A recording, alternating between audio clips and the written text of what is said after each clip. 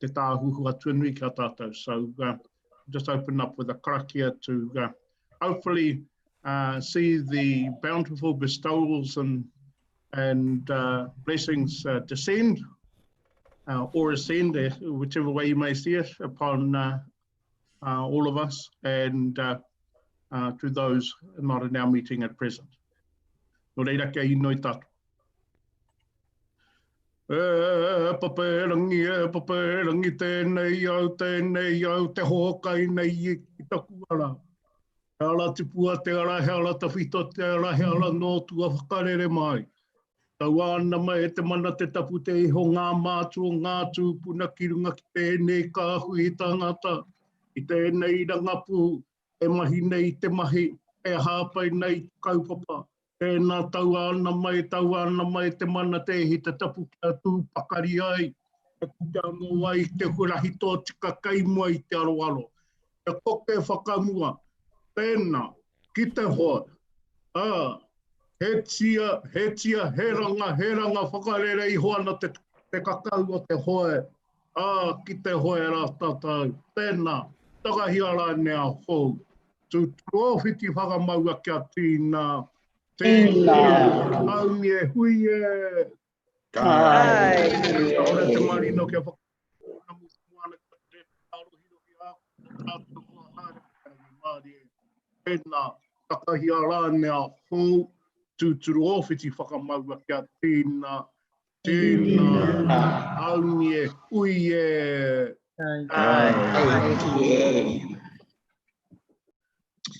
Kia ora, Shane. Kia ora, Shane.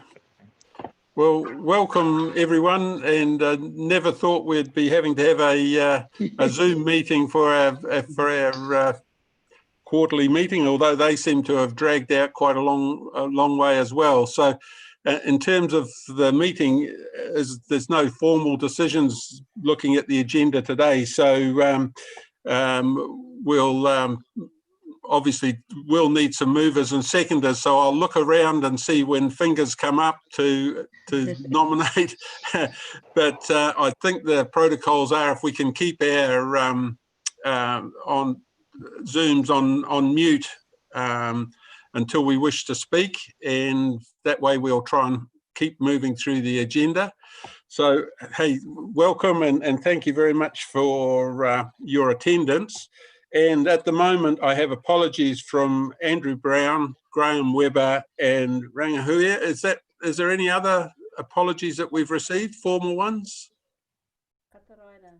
No. So can I have a mover and seconder? Oh, sorry, Sam. Oh, Galen said Kataraina is an apology. Thanks, Galen. No worries. So with those 4 apologies, can we have mover and seconders to receive those? Wyatt, thanks, and Liz. Did you get that, Sam? Yep. All those in favour? Aye. No. Contrary? Carried. Thank you for that. Were there any disclosures of members' interest?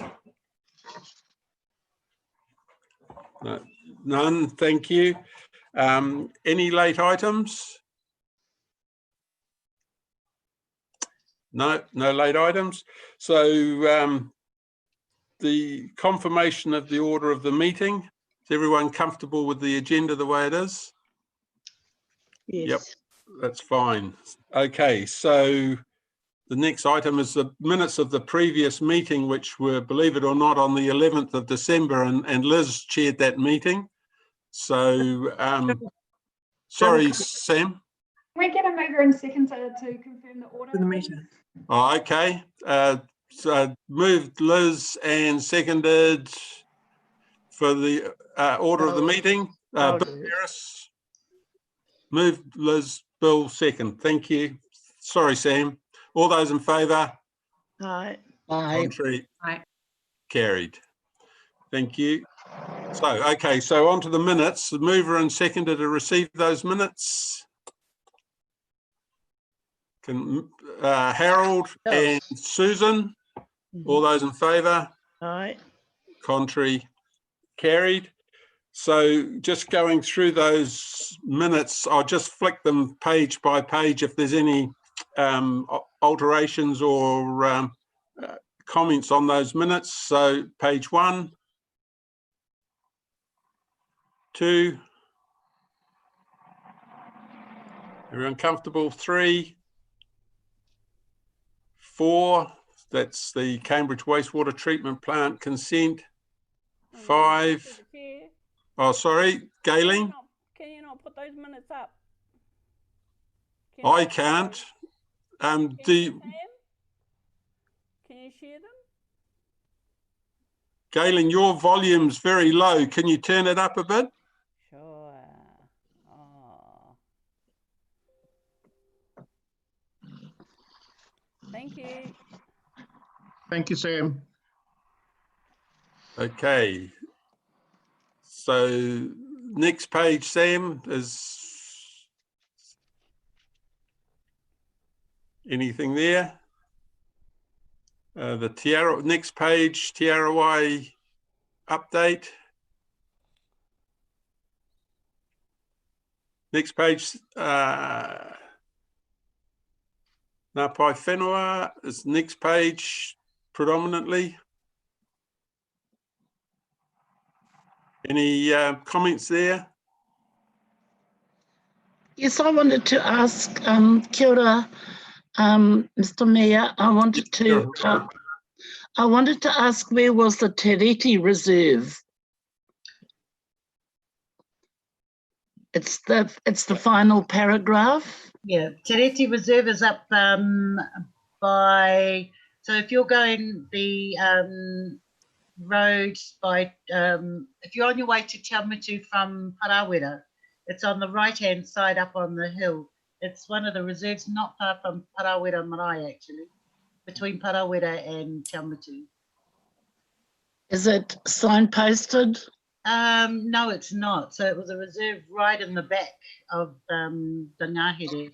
I think it's almost borders on, I think on one side is some whenua held by Ngāti Hawa, the forestry part of it, and on the other side might be the quarry. Okay. Thanks, Joe. Kia ora. Yeah, sorry, Huapai, I just can't remember the name of the road, but it's Ellicott's Block, I think. Yes, Yeah, I can't remember the name of the road either. I'm pretty sure it's Ellicott's Block Road, and you drive right to the end of it. You think you're disappearing really into tiger country, but it starts to, the tar seal runs out and you're right there. I thought it actually might be Te Reti Road, but it was. Yeah, I think that is the name of the road. It is, I think. Yeah. Yeah. Okay. Right. Kia ora. Yep. Next page, Sam.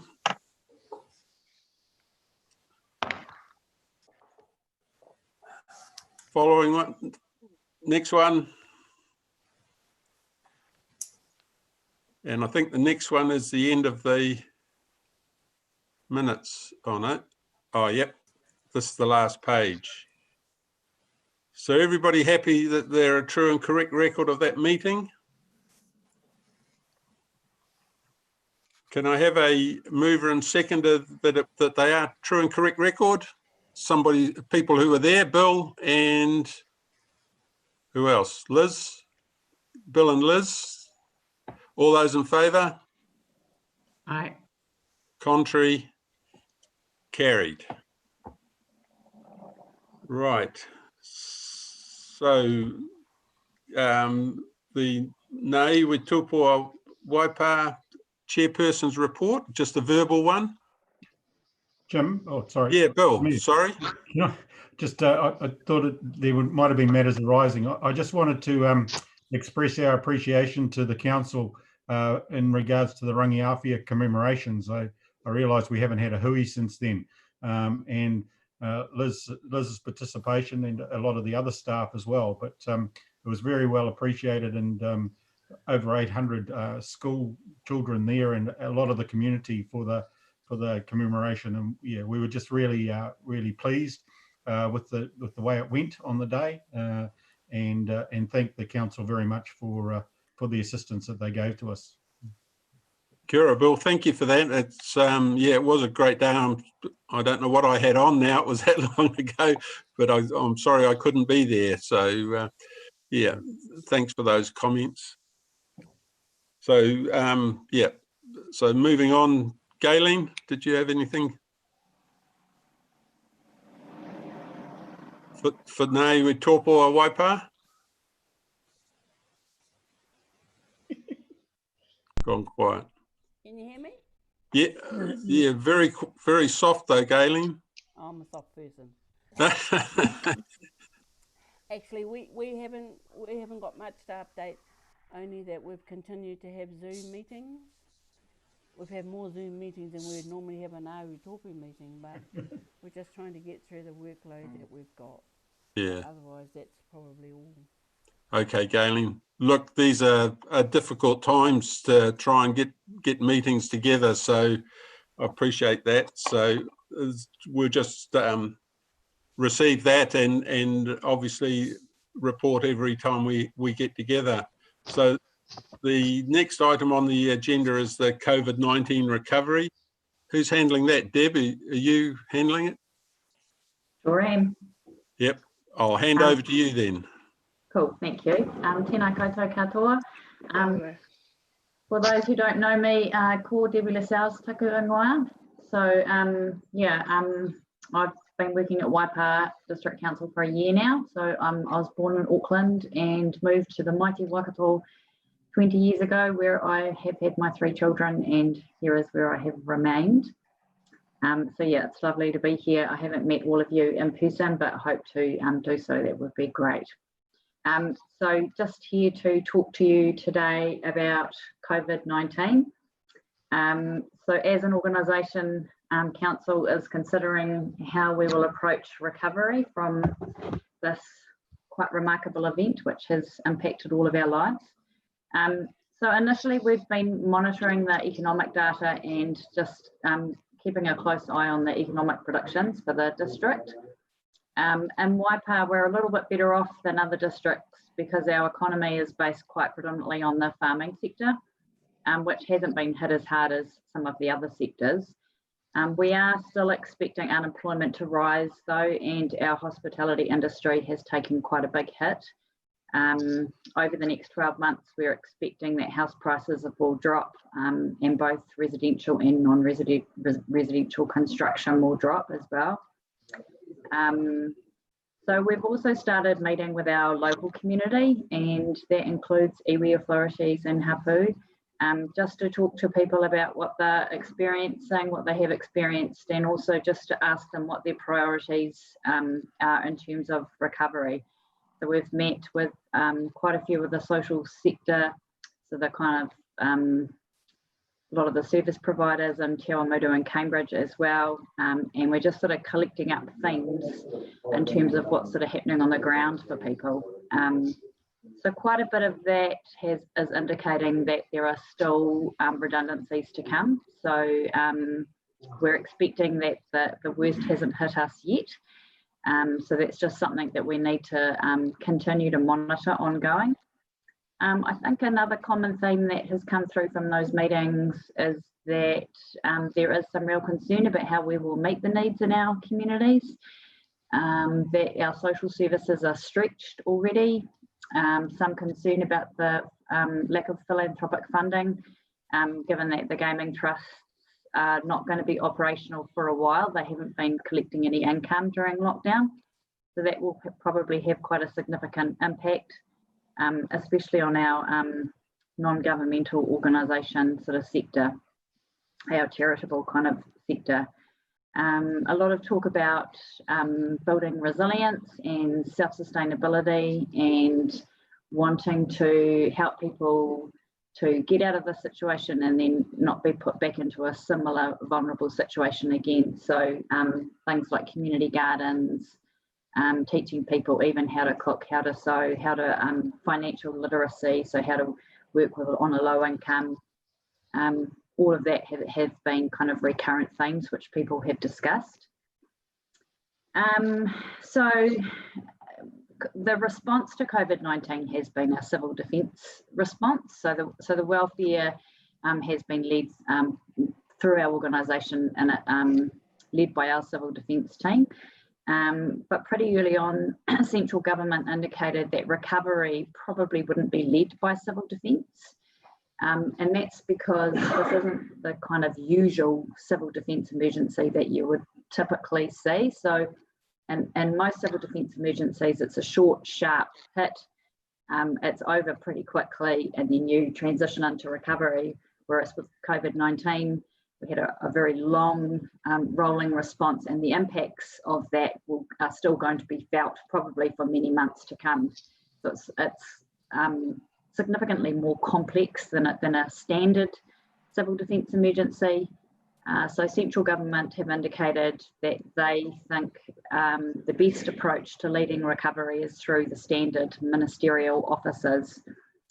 So their current thinking is, well, the language that they are using is locally led, centrally enabled, which means that local government has always had responsibility for leading recovery in local communities, but they are indicating that they are really expecting local government to collaborate with one another, but also really work with our local communities to assist the community to recover from this.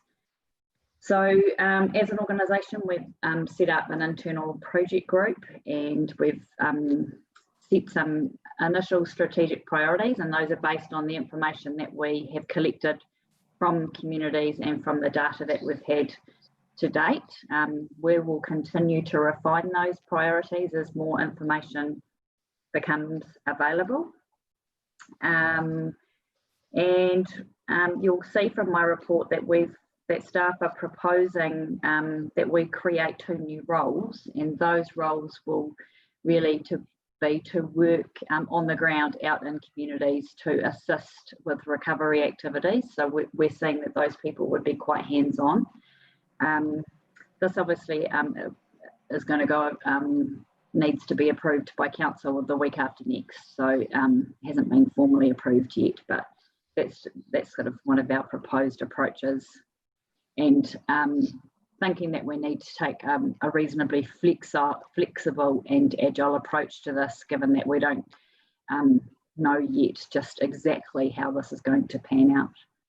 Yeah, but I'm happy to take any questions. Thanks, Debbie. Are there any questions to Debbie on the recovery program? Yes. Yeah, sorry, Huapai. Kia ora, Debbie. Thanks for your report. It's a good report. Have you got any idea how iwi have fared in the Waipa area during COVID? So we've touched base, but we've only made our way around 4 of the different groups, and we're still doing that. I think in the first few weeks, the connection to civil response was a bit patchy. So I think I think iwi were having to feed their people themselves, but to be fair, they did that really well. And from my understanding, that they were working together. They set up a call centre and made a lot of phone calls to vulnerable kaumātua who were living alone. So I think it's fair to say that iwi have done really well in that space. They connected in eventually into our civil defence welfare response, and that's been ongoing. I guess it's going to be the transition as we transition from that civil defence led into what they're calling it caring for communities, which is led by central government. So I guess that's where we just need to keep an eye on things and make sure that people don't slip through the cracks on that one. Oh, just to comment back, I'm pleased to hear that you had that connection with the iwi, so that you were aware of what processes had been undertaken by the 2 trust boards in our area, and so that you, while you may have been crossing paths, you weren't doubling up unnecessarily, but so that the spread was even over the whole area and everybody was taken into account. And I do know that I think from my understanding, others may have some comment on that our kaumātua were, I'm going to say, well looked after, because it was a long period that we've been on lockdown, and it got really stressful for some that we had contact with, and the fact that they had, for example, food packs delivered, and the ones that I know of had two rounds of food packs delivered to them, and it was such a welcome relief, because after about 5 weeks or so, or 4 weeks between one to the other, to have that second food pack arriving just lifted them over that long period. So I'm really glad that you had that contact with iwi processes and what was taking place through our networks. Thank you. Yeah. All right, bye. Shane. Oh. Yeah, just in addition to that, the things that the iwi authorities were doing were remarkable, really. Their level of preparation, the planning began weeks out in front of the actual lockdown proper, and within the first week prior to lockdown, they'd already began delivering care packages and had shifted staff around to be able to fulfill the immediate needs of taking care of iwi. So all those formal things that were carried out by the iwi authorities working all together, that's Waikato Tainui, the Maniapoto Māori Trust Board, and Raukawa Settlement Trusts, I believe, and even extending down to Wharetoa. So collaborative work. And also noting too that whilst that was the formal response, there was a wide range of informal responses from iwi members doing what we know to be the right thing to do by taking care of each other, where we had no contact drop-offs of food parcels from within families. Everything from crayfish, watercress, the things that raise a smile. Oh, sorry guys, I missed that. I don't know about your whānau, but mine dropped off some very tasty crayfish and other things. I'll stop there in case you kai puhai gegwe. I'll say. But magnificent, and the approach is continuing. And I think one of the lessons raised by the iwi authorities is that they learned a lot from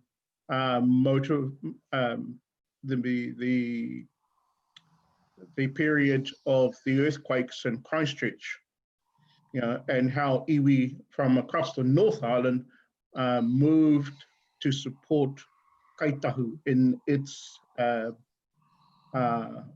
circumstances there. That meant really mobilizing the people, mobilizing resources, planning, etc. And so those lessons learned there were recommitted to a new event. Sorry, I was just going to say, I was going to share with you that it's great to meet you, Debbie. I'm looking forward to probably catching up with you next week. So from a Ngāti Koroki Kahukura perspective, we actually started our first delivery the weekend of lockdown. So I think lockdown we went in at 26. So we did a response and recovery strategy that week.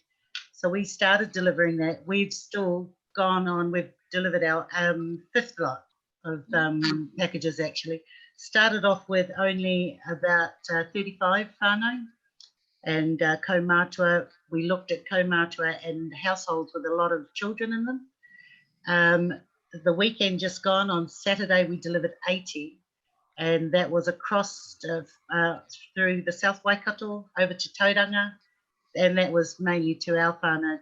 We actually have been able to capture a lot of data because we're whānau are actually getting in touch with us via a form, a pānui that gets sent out. So there's been a lot of data. I'm looking forward to being able to share that with you, because now we're in the recovery stage that we're looking at Yes, we're doing a market garden at Maungatautari School where everyone can come in and do that. But the other thing that we're also doing is pulling our kaumātua together to be a part of that market garden, tamariki. So we've gone into that sort of stage of looking at breaking the social isolation. But I just wanted to share with you guys that we found that the kaumātua were actually very resilient throughout all of this. Most of them knew how to cook, they knew how to preserve, they were happy with the isolation and solitude. What we have found actually is that it is the young families with young parents, the age group is like in their 30s, who didn't realise that they couldn't cook from scratch, that they do need packaged stuff from the supermarket. So that's one of the courses that we're going to be running is preserving and making flour for that age group too. I think it was a bit of a shock for them that they didn't, that they didn't know all those skills. But our kaumātua were very resilient, and oftentimes we're saying give it to the young ones. So our recovery part of it is that we're probably going to continue to give out kaipaks for the next 5 weeks at least. So I'm looking forward to meeting you guys next week. Shane and Thanks, Josephine. I saw someone else. Yeah, Gary. Thanks, Jim. Oh, sorry, Harold. Yeah. Yeah. Morena, Harold. Morena. Yeah, Debbie, look, really interested in the recovery process. And you're stating here that you're engaging with iwi partners, etc. Tell me, how are you engaging with the local hapu and local communities of Māori, or haven't you started that stage yet? I might get you to answer that question if you don't mind, Gary. Yeah, thanks, Harold. Well, I think we have started at the trust board, iwi authority level, and working our way down to the smaller at hapu level. Basically, because that's I guess the way the welfare effort was run. We'll come back to Ngāwi Tōpū as well, I think, and have that discussion there, and just I guess judge from there who else we wants to speak to us or needs we need to be speaking to. Anything else, Shane, that you would? Well, the natural level after that is to number the maraes. Yeah. With the now lohe and those that lie just on the peripheries, and to have those discussions too. It's a lot of work, but we've got a lot of months ahead of us, if not a couple of years or more, in which recovery is something that we will be doing for quite some time. And hopefully with the 2 positions that are coming on with regards to community services, etc., as part of the COVID recovery response, that will also be an area which will help greatly. Thanks for that. Look, the reason I ask is that the Manipura Hapu in the north here have created an initiative over the last 3 or 4 years, 5 years. And we're at the stage we're employing over 30 people at the moment, and it's increasing. And any recovery we need to be involved in, because we have an impact on all our rangatahi that we've committed to a decent, better life, I guess. And anything that affects this region, I think we need to be integral in that discussion. And that's because we are responsible for the generations of the future. And so we've made a concerted effort to ensure that those generations of the future have an environment which they can blossom and go in. And we've created that on our marae, but not only on our marae, in other marae around us and in the other industries around us. So that's my interest in the recovery process. Yeah. What we don't want to happen is see them end up on the scrap heap along with all the other Māori that are going to lose their jobs over the next 12 months or 24 months. And we'll be really interested in having an integral part of this discussion going forward. I just wanted to raise that to get it on the table. Thank you.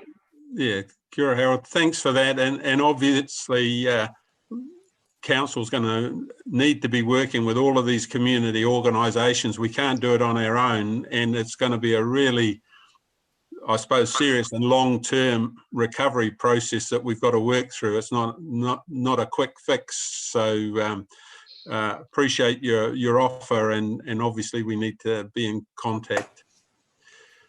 Okay. So no further comments on the COVID paper. Can just mover and seconder to receive that information.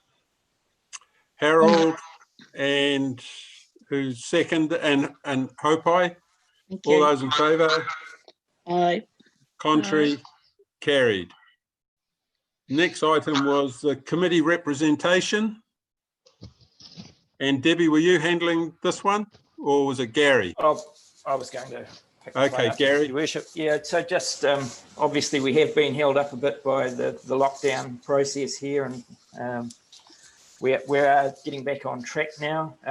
We have prepared a job description and job advertisement, which Ngāi Tōpū have reviewed, and those comments have been incorporated into that job description. We've also just undertaken an exercise around, I guess, job sizing as well, just to make sure that what remuneration we had budgeted on was in line with the requirements of the position. Just waiting to hear back from the consulting company that did that piece of work for us, and I expect to hear back actually today on that. So would be hoping within the next 2 weeks to be able to start outlining the program for advertising and interviewing with candidates around that. So yeah, so now we should be able to start making some real progress on that. Thanks, Gary. Okay, so yeah, look, this COVID obviously is causing delays all over the place, but we're on track. So thanks for that update. So if there's no questions, I don't see any fingers coming up. So just a mover and second to receive that update. Susan and Y. All those in favour? Aye. Contrary? Carried. So the next tab I had on my agenda was the naming policy update, but I've got no information on it. Does anyone else have anything on their agenda? Graham Pollard, would just give a quick update, Your Worship. It's just, this was really, I think in the minutes of the previous meeting, we said we would report back to this meeting. So it was really just trying to close that loop off. But Graham's there somewhere, I saw. Yeah, I see him. Oh, I did see him. Graham, can you just give us a quick update on that one? Yes, I can. Good morning, Your Worship. Good morning, everybody. Yeah, just to give you an update on the somewhat slow progress on the naming policy. I've been caught up with a few other things. So I think since we last updated to this committee, we've workshopped the draft of the naming policy with councillors, and we've taken their comments on board, all their positive comments about the way forward. Everyone seems to be happy with the general process of trying to select names for roads and parks and reserves and so on. Councillors have also asked that it's in the policy that council themselves sign off on the final choice of names rather than it being delegated to staff. We're also acknowledging that as part of the process that the community boards have not actually been in a position to had value to the naming process. But so we've got hopefully a slimmed down process now of discussion between council, Tangata Whenua, the people putting forward ideas. The criteria for keeping names local, that seems to be happy, or everyone seems to be happy with that. We've circulated to members of Ngāiwi Tōpu, and we've received positive and helpful feedback from them. And a few weeks ago, we had a long discussion with Ngāiwi Tōpu, and we've made some further amendments again, mostly just wording changes, making sure that things are phrased correctly, and that we've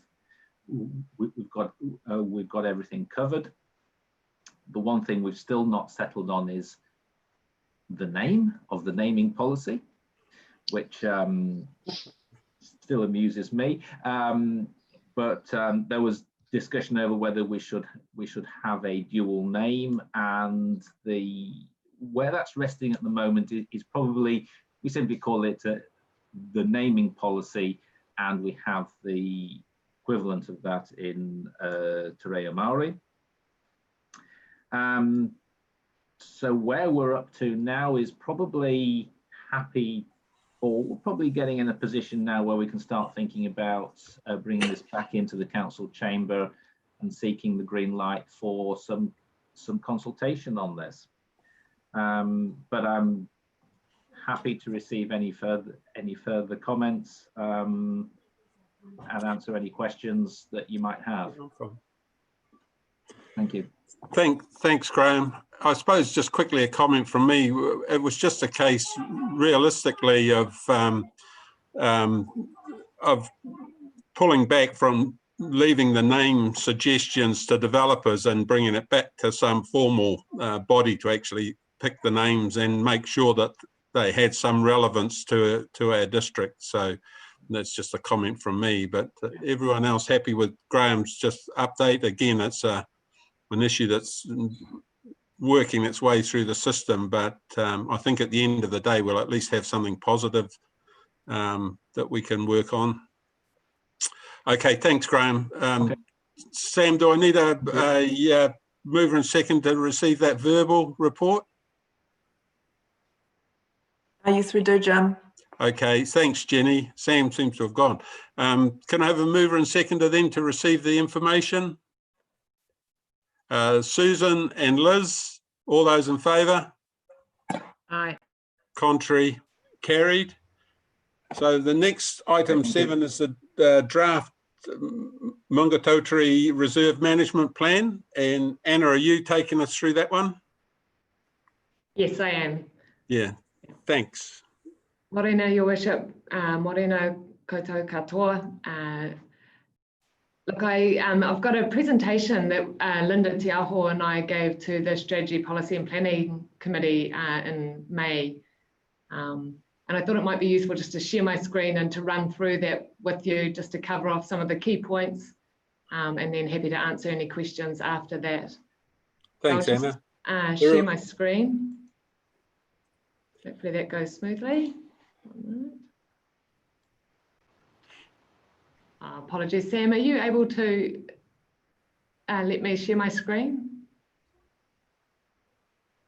Yep, sorry, just working on that now. It should be able to share. Are you able to share now? Yes. Something's working. Fabulous. Can everyone see that? Yep, thanks, yep. Anna. Excellent. Look, this was a project that was started before my time at council. I started a year ago. This started back in 2015 when council, following the Ngāti Koriki Kakura settlement, initiated the review. And so they followed the Reserves Act process of doing that first step, where you say we're going to review the plan and you seek initial submissions on that. There was a bit of a gap because of resourcing and capacity, and then we've picked it up and worked with Becca from last year and with the reference group, which was made up of Portal Davies, Linda Tiaho and Thelma Reti, and took those submissions into consideration to develop the draft plan. And this is what was gifted to us from the reference group and is included in the plan here. So I'll let you read that at your leisure.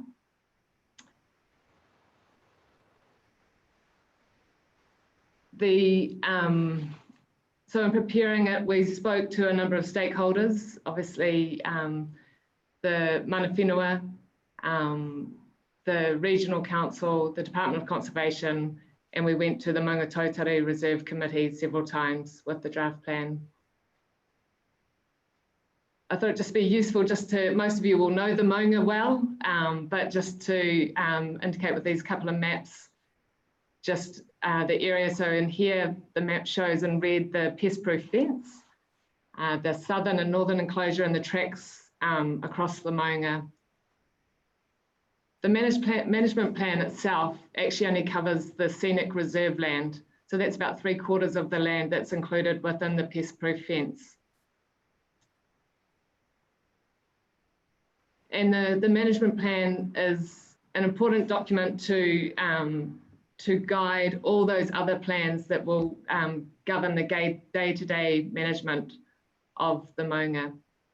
So it's influenced by a number of pieces of legislation and strategies and policies, including the iwi environment plans.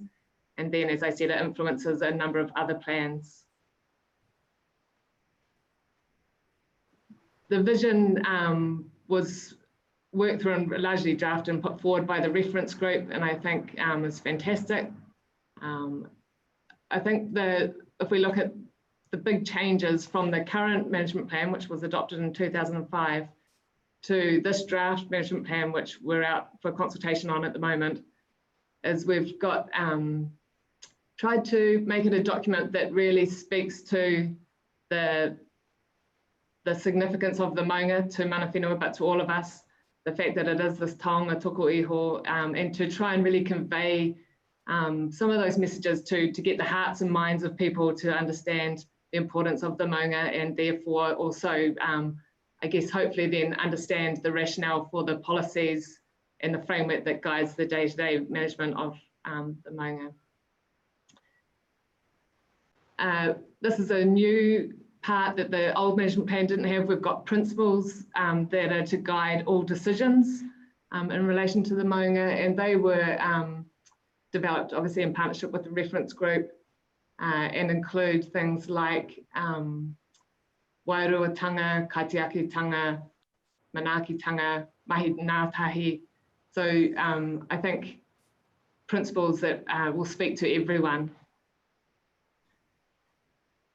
The management plan then goes into having a number of sections covering off the objectives and policies, and some of those are quite similar to what's in the existing management plan, but I think there is a real focus on the partnership component with Mana Whenua, with volunteers, with other stakeholders, is probably one of the things that's really come through in this plan. So the plan we released last Monday for public consultation, under the Reserves Act, you're required to have a 2-month period. We've extended that to 10 weeks to take into account the impacts of COVID and give people more time. We have put public notices into all the local newspapers, doing quite a strong push through social media, have sent letters out to adjoining landowners, Mana Whenua, key stakeholders, and have made the plans available at the libraries and council offices. There's an online survey form, which we're encouraging people to provide their submission through, but we're also very happy to receive written submissions, either by way of email or hand delivery or by post. The submission period closes 31st of July, and following that, we'll obviously be analysing the submissions, preparing a hearings report, and having a hearings probably in early September. At SPMP, we sought a resolution to appoint 2 independent hearing commissioners to hear and recommend back to council. So those independent commissioners haven't been found yet. I still need to do that piece of work, but we set out that there was a mix of skills that we would be looking for when we're selecting those commissioners. And one of those obviously is a really strong understanding of Te Ao Māori. So following that, there will be then the process of reporting to council to adopt the plan and then presenting the plan through to the Minister for final approval.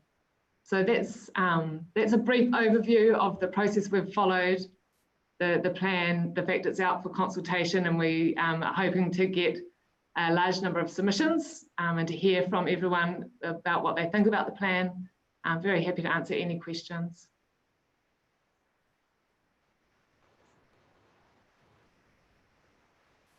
Thanks, Anna. Okay, are there any questions on the procedures or the plan itself? There's obviously a plan that's very dear to my heart, so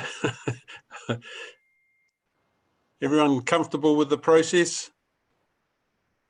All right.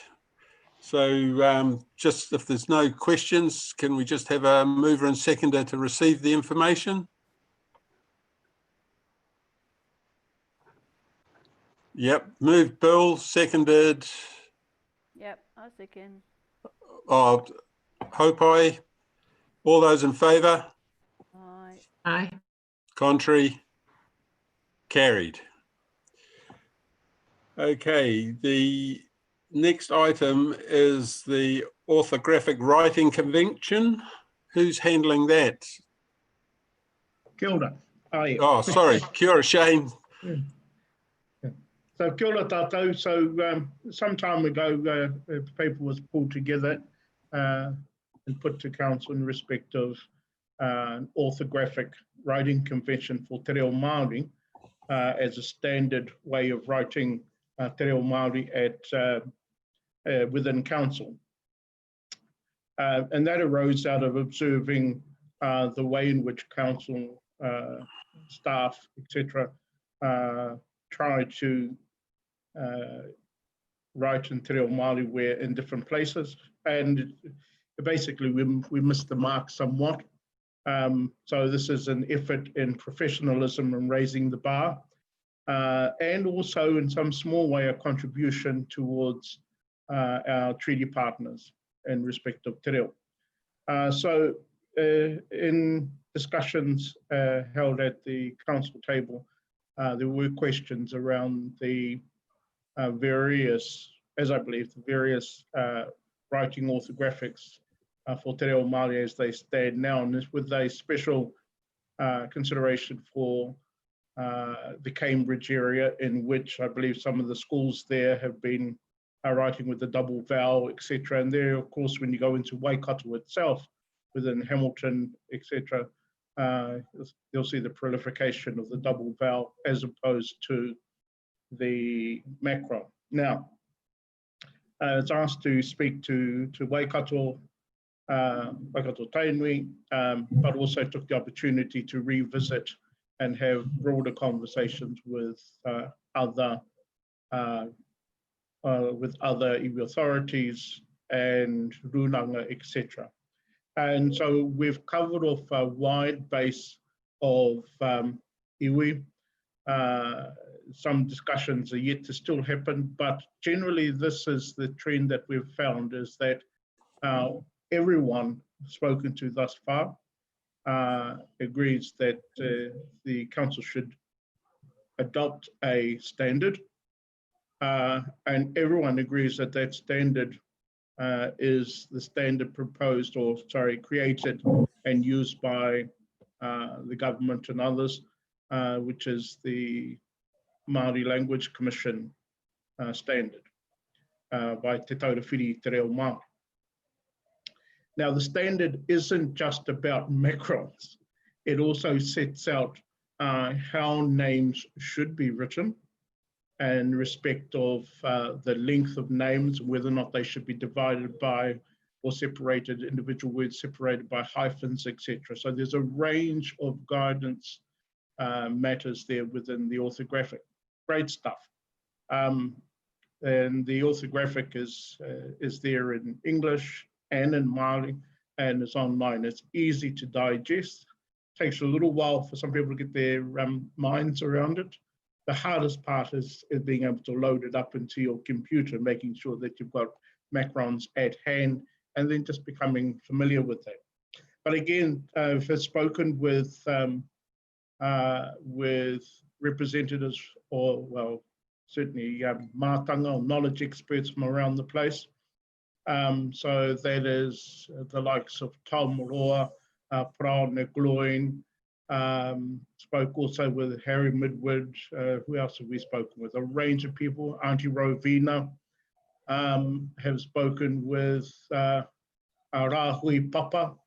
And Rahui, to his credit, also stated that the way forward is with the provision by Te Taurewhiri Te Reo Māori, the Māori Language Commission. Interesting enough, for him, it was a matter of whakapapa, that the government, central government, created or enabled the Māori Language Commission, and therefore it only makes sense that the uri or the local councils, which are seen in the whakapapa as the children of central government, that what's good for the government, what's good for the parent is also good for the children. So it's very clear about that as well, which was a very Māori way of looking at it. And also it was very much in favour of the macron, which was news. I was expecting it would go with the double vowel. But in saying so, noting too that each of the iwi will have a particular way in which they spell their names, etc., and those things will remain. And that type of guidance is still there in the measures or the orthographic provided by Te Taurewhiri Te Reo Māori. Also spoke yesterday at length with Ania Papa, Rahui's sister, who was the designer, if you like, of the writing orthographic for Waikato Tainui, and have received yesterday her report to the same. And noting too that whilst Waikato Tainui, within that report and the recommendation is that they continue to use the double vowel, they also use the macron. Both are allowed for, certainly in their internal documents and signage, etc. Waikato tend to use the double vowel, but they also noted in the document and its recommendations, which are the standard now for Waikato Tainui, that should signage, etc., not allow for the length of a name because of the double vowel, then they revert back to the macron. But that is individuals within Waikato Tainui, each is allowed to do what they like. But, and there is a but, it is either the double vowel or the macron, but not both within the same document. So interesting stuff. But Your Worship, and to those seated around the various tables and desks in our backyard, it's very apparent that to all those spoken to within Waikato, Maniapoto, Raukawa and Mātanga, and certainly the recommendation for ngā iwi tōpū Waipa at the last meeting, were very much supported for the use of the macron and the Taurewhiri Te Reo Māori writing orthographic, that's the way to go. Kia ora, Shane. So look, I suppose it's just a matter of just working through the processes and getting it right, so that when we start changing everything, that we only do it once and don't have to back up the truck. So, and thanks, Shane, for all the work you're doing to try and sort out the correct manner in which we actually go ahead with this. So, are there any questions or comments? Sorry, Shane. If I could just note that we have received several emails or letters of support. We have at the last meeting, Ngāiwi Tōpu, there was recorded support for this.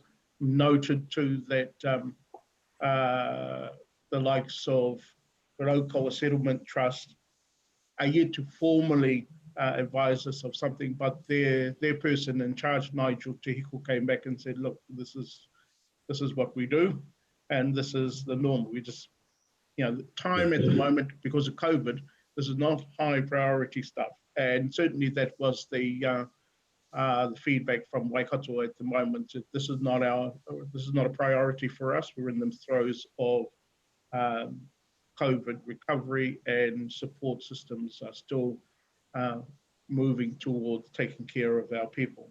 But in general, all the way around, it's all good. Waikato Tainui, again, Maniapoto Māori Trust Board, I spoke with their expert, and again, very supportive, but they don't have a formal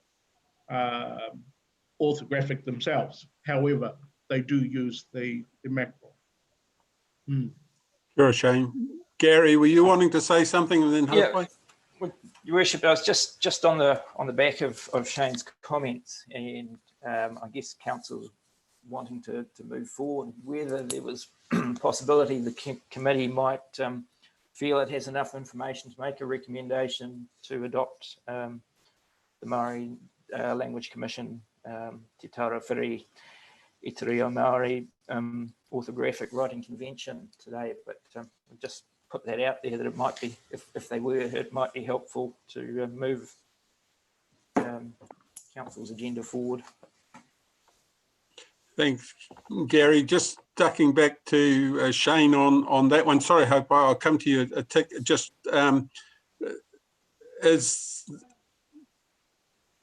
suppose, are we in a position where we can actually, have we got the comments back from sufficient people to be able to make that recommendation, as Gary's alluded to, or are we still in a bit of a waiting pattern for more feedback on our proposal?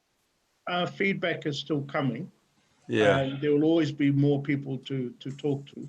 But what I've found is that there has not been one voice in all of those spoken to, organisations as well, who have said, no, do not adopt this standard.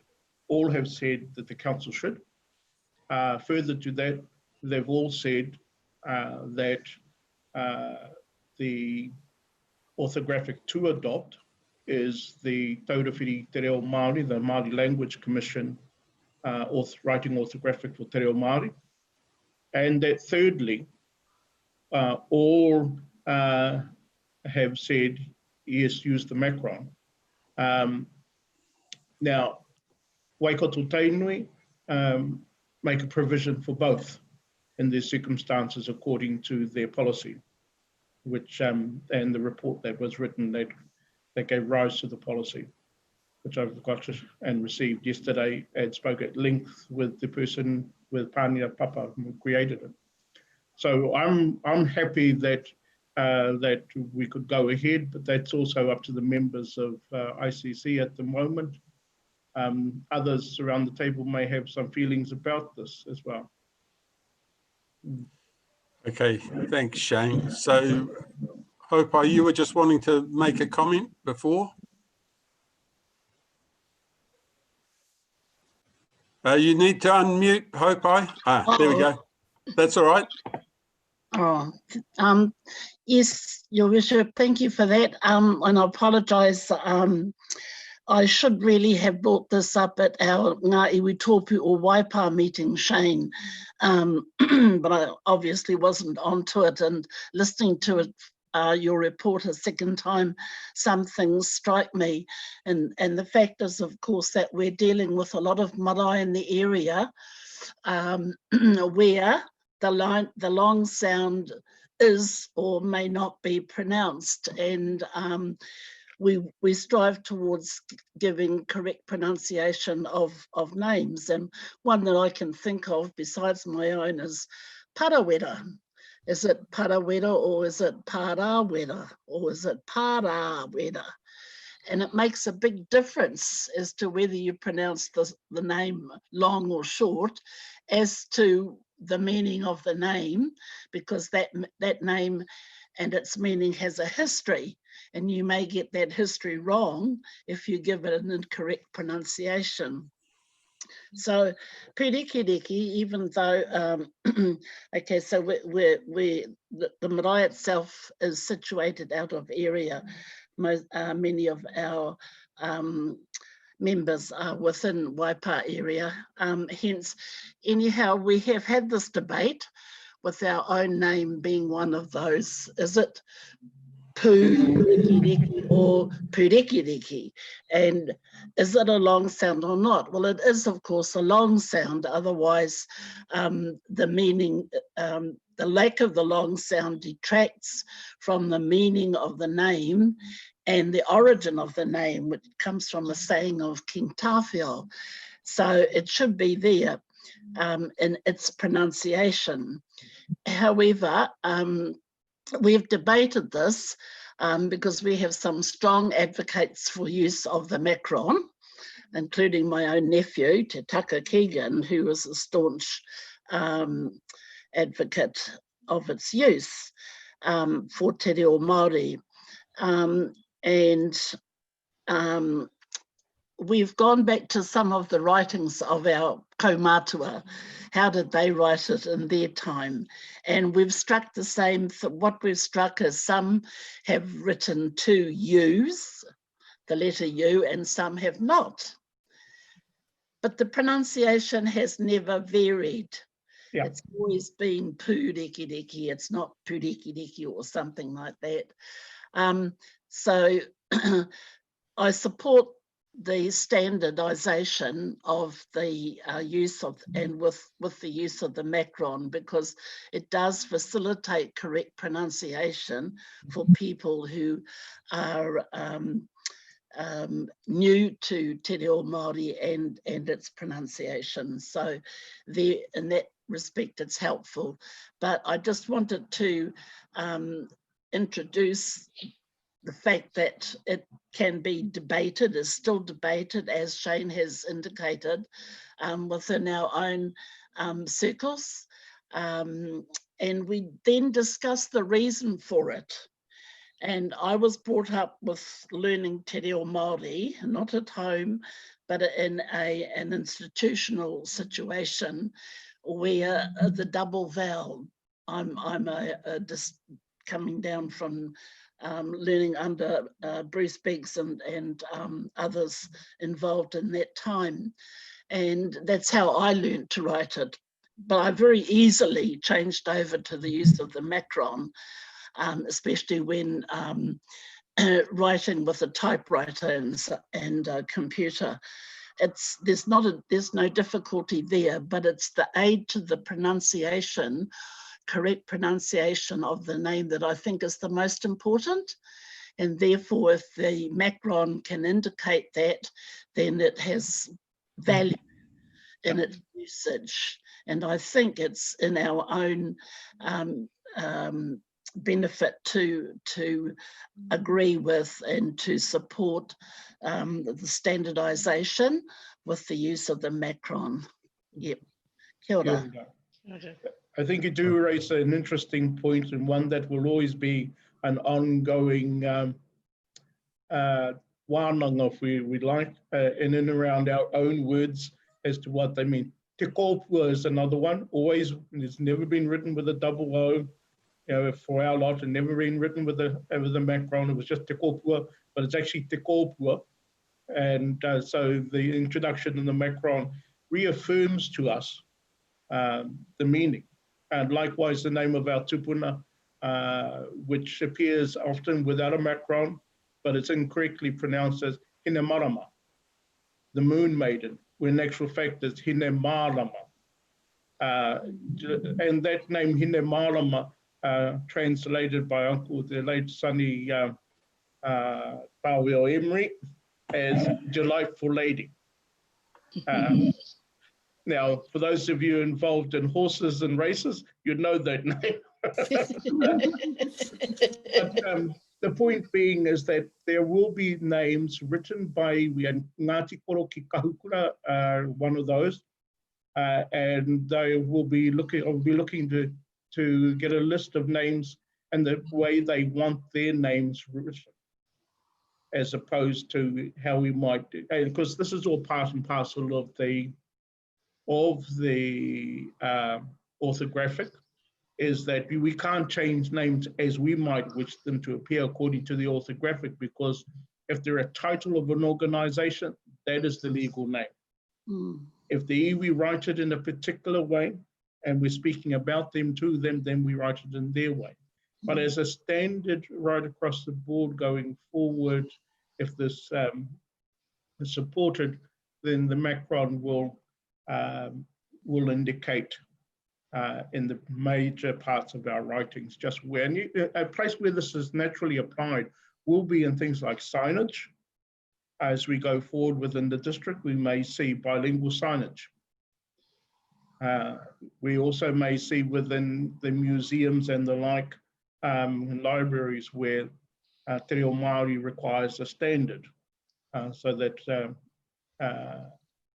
all those that are attached to the council. But anyway, it's all good stuff. It'll be, for some, it'll be like changing from the old system to a metric system. Yes. Yeah.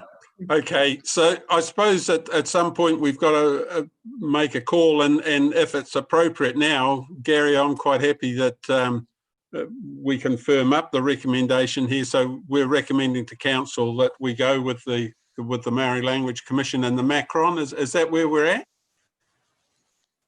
I think that was the sense of certainly where Shane was heading, but as long as the committee support that. So is the committee comfortable with that, so that we can move it forward? Yes. So we get the recommendation to council? Yeah. Yes. Okay. All right. So can we include that in as part of the recommendation we've got at the moment? It's just to receive the information, but and would need somebody to word up a part 2 that the committee recommends to council that we support the Maori Language Commission and macron for names within Waipa. Is that something along the lines of what you're looking at? Not for names, but as a standard writing. Okay, yeah, for sure. Within for council.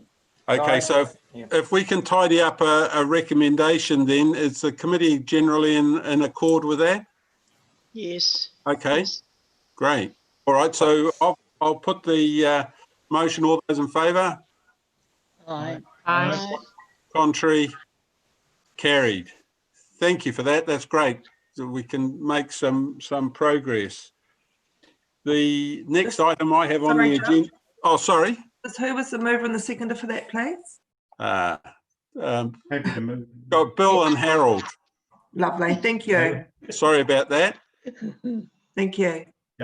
Moving ahead too quickly. So we're now on to item 9, or the district plan work program. It's on, and who do we have? Tony, are you taking us through this? That's correct. Yeah, thank you. Tēnā koutou korua, I ngā rangatira mā. Lost you, Tony. He's muted. Tony, you've gone. It looks like he might have got my old computer. He can't hear you. Yeah. He's got the Sorry, mute Tony, Can't we unmute him? No, I can't. You might have connection issues. Yeah, it probably does. Oh, gosh. Okay, so look, just while Tony's trying to come back, I suppose he's doing the district plan changes as well, is he? I think he was just doing a front piece. I think Julie and Hayley might be able to talk those through individually. Julie, is that right? Julie, can you handle the district plan changes? Yes, I can do that. Okay, and then Tony hopefully will come back. Yeah. Yeah, we'll have the context at the end rather than the start. Yeah, okay. Yeah.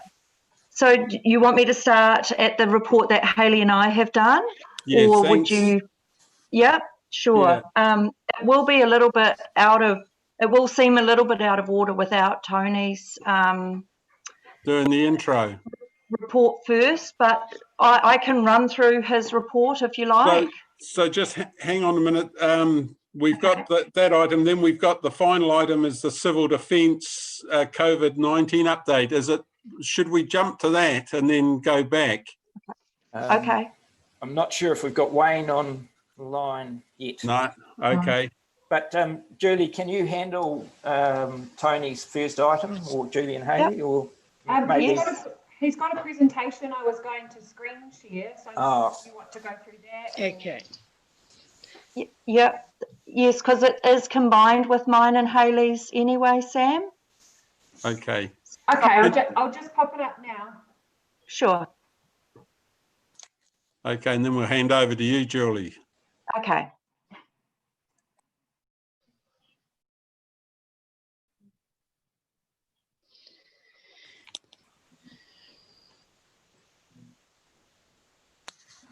Okay, shall I go now? Yep. Okay, kia ora and good morning, everybody. I'm Julie Hanson. I haven't appeared before this committee before, but I'm relatively new on the policy planning team, and we deal specifically with the district plan. So my understanding is that you've had something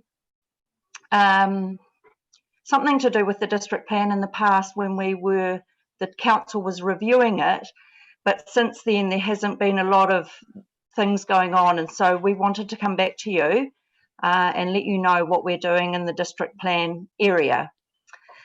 So the first thing is that we've got quite a lot going on now. We've got about 5 different work streams in the district plan, and one of them plan changes which are promoted by the council. Some of them are private plan changes, so that means that members of the public can promote a plan change themselves, which they pay for, and that ultimately can change the district plan to suit what their development requirements are.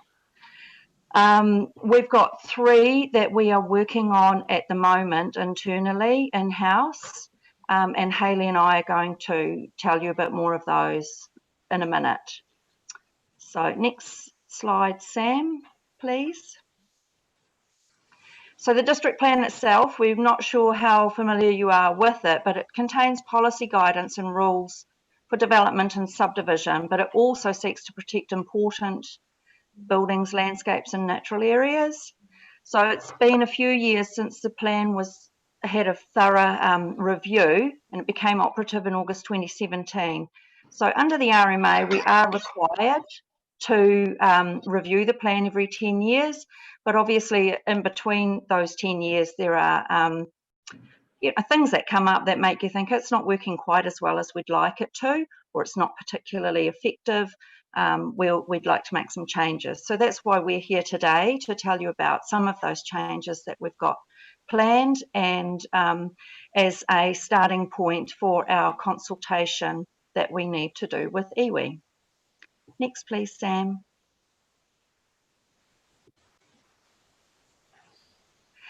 So there is a legal process set out under the Resource Management Act, and it does include that we consult with iwi authorities, and any plan changes must be publicly notified unless the change has been directed specifically from the government. We do have accredited commissioners to come and hear plan changes, and some of them might be our own councillors, and some of them might be independent commissioners, especially when there are areas of expertise that are required, say for tikanga, engineering or economics or something like that. Next, please, Sam. So our plans change work stream is we have some do now changes. So the message from the government has been, let's enable development to occur post-COVID. And some of the ways that we can do that are to make some changes to the district plan that enable development to get a bit of a hurry up by not standing in their way. Some of them we need to do with a little, well, with all of them with a lot of thought, but yeah, some are a higher priority than others. We do have some do next changes. Oh, sorry, the do now changes we will talk to you about in a minute. The do next changes are ones that have been approved by the Strategic Policy and Planning Committee to progress. It's just that we don't have enough staff to do that right now, but they're definitely on the list and will be the next plan changes to be done. And then there are the private plan changes, and they are led by developers, they're not council led. Next please, Sam. So we've got 7 do now plan changes, and they are being led in-house by council. We've got the uplifting of deferred zone, which is a method in the plan to allow development on a larger scale for new subdivisions and growth cells. And Hayley will be talking to you soon about that. We've got permeable surfaces, which is to do with stormwater management, generally on individual lots where people are wanting to build their homes or their garages, that sort of thing. There are some technical improvements that we'd like to make to the residential zone rules, especially where people are having to apply for consents because the rule is not worded correctly or makes it difficult for them to comply in a practical sense. And then there are the others that we haven't started yet, but we'd like to come back to you as we make progress on them. And that's the C10 rezoning, which is the growth cell in Cambridge, the Hautapu structure plan area, beekeeping and residential zones, and the industrial zones in Cambridge.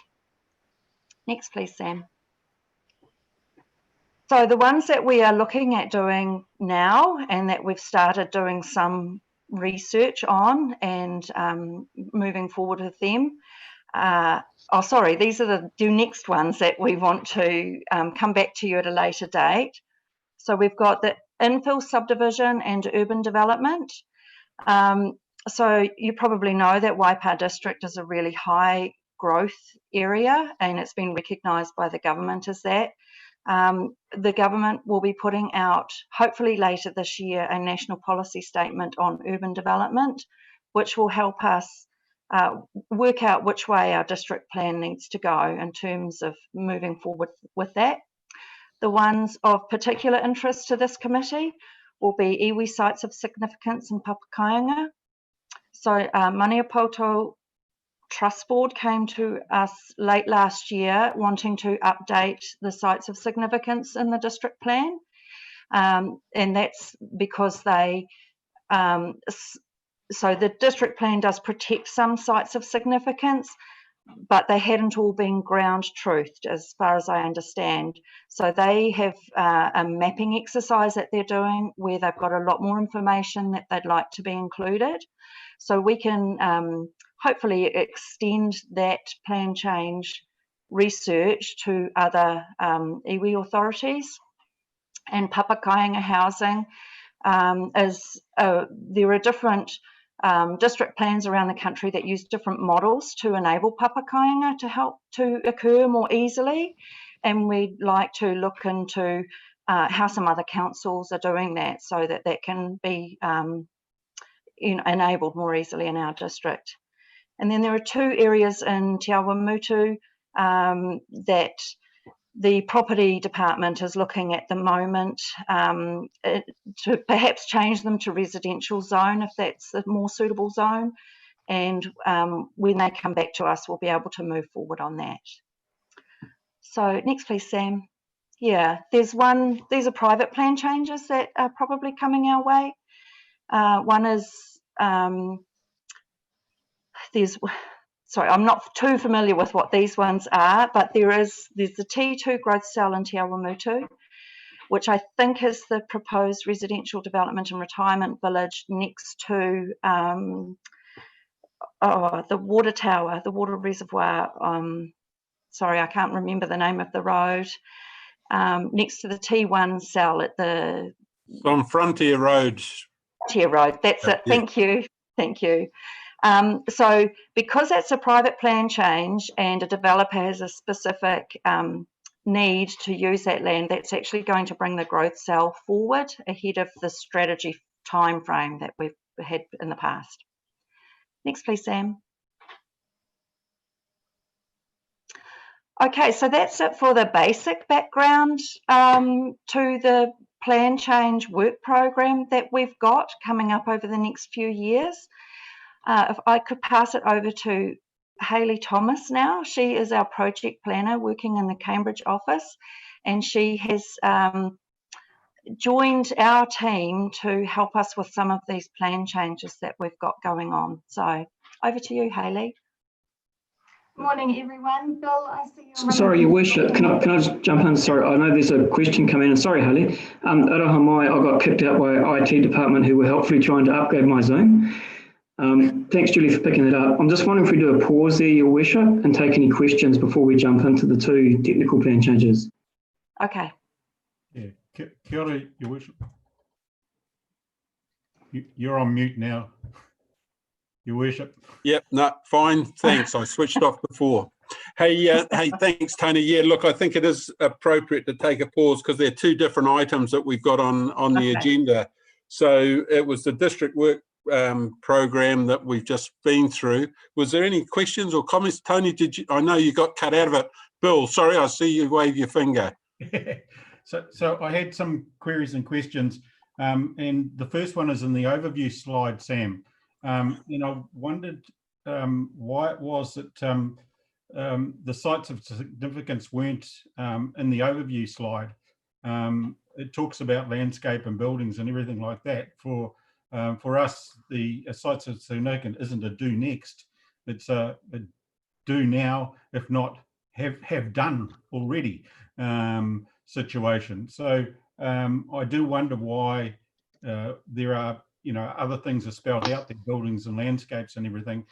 Sites of significance isn't spelled out in the overview, and why it comes up in the do next category.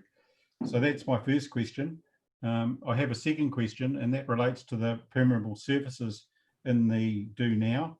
And we've been discussing at Ngāiwi Tōpū the disturbance of the whenua, and we wondered how that fits into the permeable surfaces part of the do now, because we are really keen to not to have too much disturbance of the whenua, and want to know what strategies are in place or being looked at.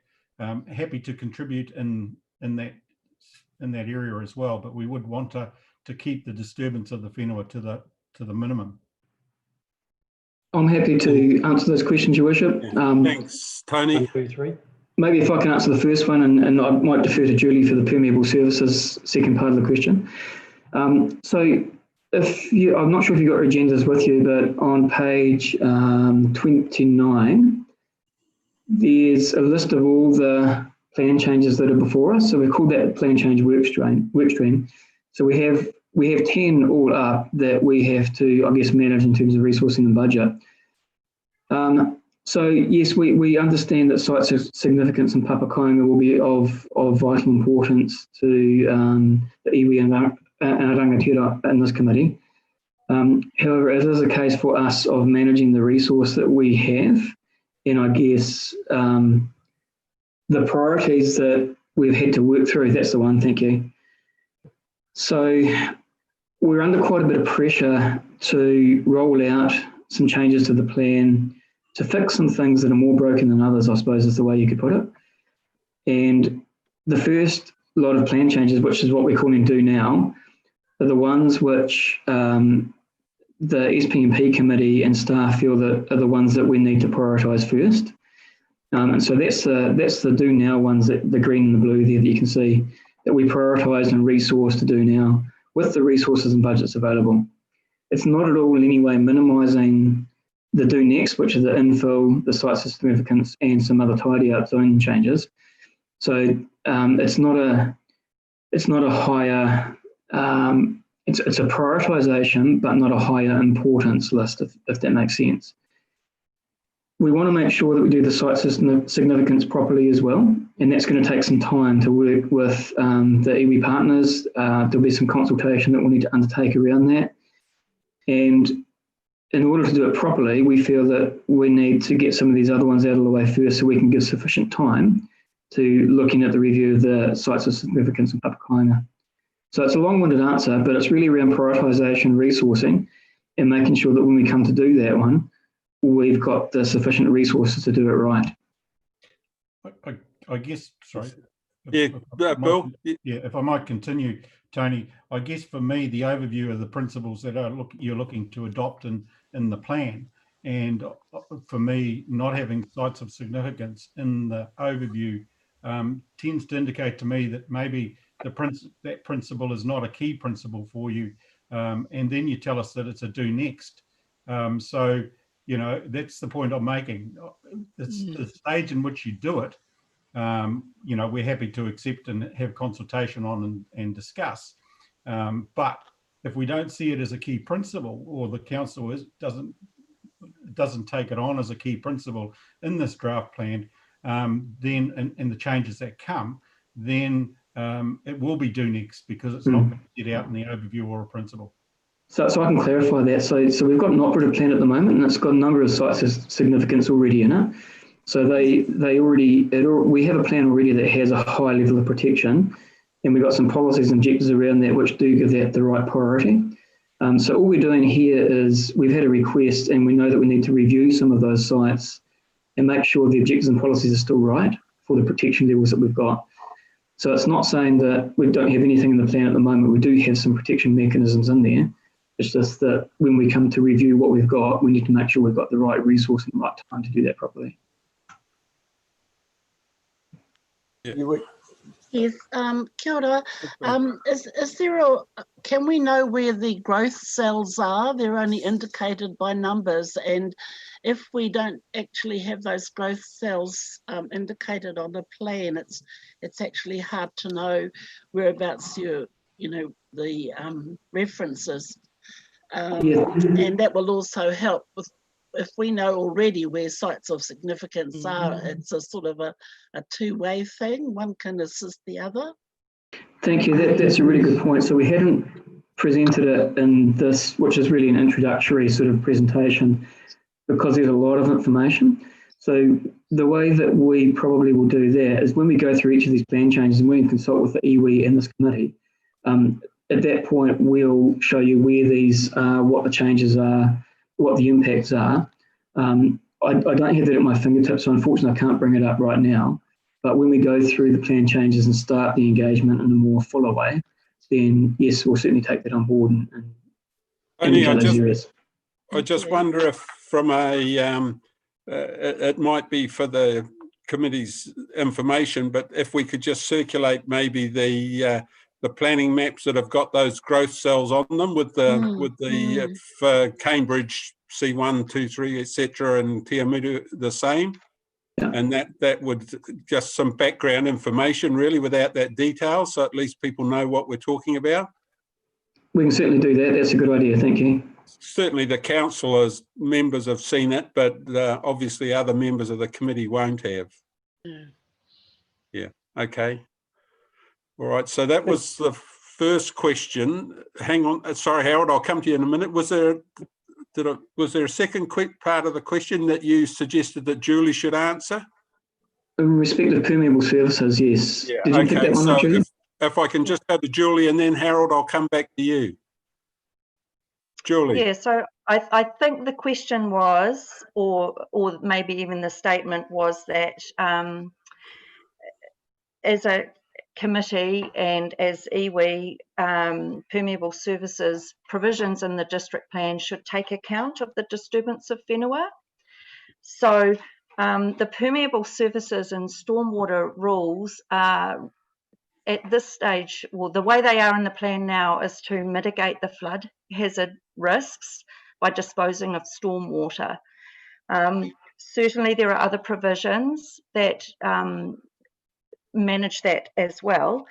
So these rules all relate to the residential zone. So when someone is building a house, they need to prove with an engineering design that their stormwater can be adequately disposed of so as not to create a flood hazard risk. So I'm not really sure how to answer the question in terms of making sure that it doesn't result in disturbance of whenua, apart from we can talk further about your concerns about it. Yeah. But so, Bill, just getting back to you, sort of trying to interpret the question a little bit. The concern is, I suppose, massive construction earthworks going on in developing the sections prior to them getting built on, whereas the permeable surfaces controls relate to the coverage of the site once you start building your house, how much concrete paths you put down, how much percentage area the house covers on the site. So that's a sort of a stormwater management type issue at the time of building, as opposed to that major earthworks and disturbance that happens during the subdivisional development. So not trying to put words in your mouth, but was the concern more those earthworks rather than the house construction time of the development? Yeah, thanks for that clarification, Your Worship. And I guess it was to minimise as much as we possibly can any disturbance to the whenua. Yeah. And looking at other alternatives and the council taking an active role in promoting other alternatives in terms of development. So it's something we've been discussing at Ngāiwi Tōpū, and I just wanted to, let people know that this is something that we take quite seriously and raise it here. Yeah, and look, I agree with you. It seems to be now, as subdivisions get more intensive, everybody just wants a small flat site to build on. So when you start moving into the virgin ground, I suppose, at subdivision stage, the bulldozers and scrapers all come in and try and create as many flat sites as they can. And there's quite significant earthworks and recontouring work that goes on. And that's the area of concern. And the things we've been discussing, sorry, if I might continue, the things we've been discussing at Ngāiwi Tōpū is how it's being done in other countries and internationally, and utilising poles that are less disturbing to the whenua, and wanted to know, what the council was doing in that sphere. Okay. Thank you. I've noted that. Happy so for we the can come back on conversation it. to continue. Yes. Yeah. Okay. Thanks, Bill. Harold, you had some comment to make? Yeah, just if you go back to page 26, and you've got there your determination or interpretation of what iwi authority means. See that? So in terms of Ngāiwi Tōpū o Waipa and the hapu of Waipa district, what does that interpretation mean with respect to them? For example, is the Runanga Nui o Apukura fit? Does the Runanga Nui o Apukura fit into that interpretation? Does MKTR fit into that interpretation? Because we are the selected authority. We are the selected authority of those hapu within this district. So is that just a generic interpretation that you're applying? So I'm pushing the edge on this one deliberately because the term iwi authority is outdated. It was created way back in 1990 and it's still there. And that was created for the want of anything else that was available at the time. Its use now, I think, is archaic, it's outdated, and the world has changed in the last 30 years, but this application is still there. Maybe I'm asking the wrong people around this, but I think it's important that Council understands the change in the tribal environment as well. So can anyone answer that? I'm happy to answer that, Kura. Thank you for that question. And I have to say it's something that local government has been grappling with since the Resource Management Act came out in 1991. So that definition is straight out of the Resource Management Act. And the problem that it creates for councils around the country is it is very generic. And of course, there are iwi in different regions and different districts that do have iwi authority status, but might not be covered by that definition. So we are, I guess the first point would be that whenever we do a plan change or a plan review, the lawyers always have a field day in making sure we get it right. So the safest place for us to start from is always come back to the words in the RMA and the definitions in the Resource Management Act. So I thought I'd put that up a little bit provocatively because I understood that there'd be wider iwi authority as we understand it in the district would be wider than what the Resource Management Act describes it as. So the way that we'll be approaching this, and we'd like your feedback on this too, but the way we think we would approach this in these plan changes and the plan review would be to take a pragmatic interpretation of that.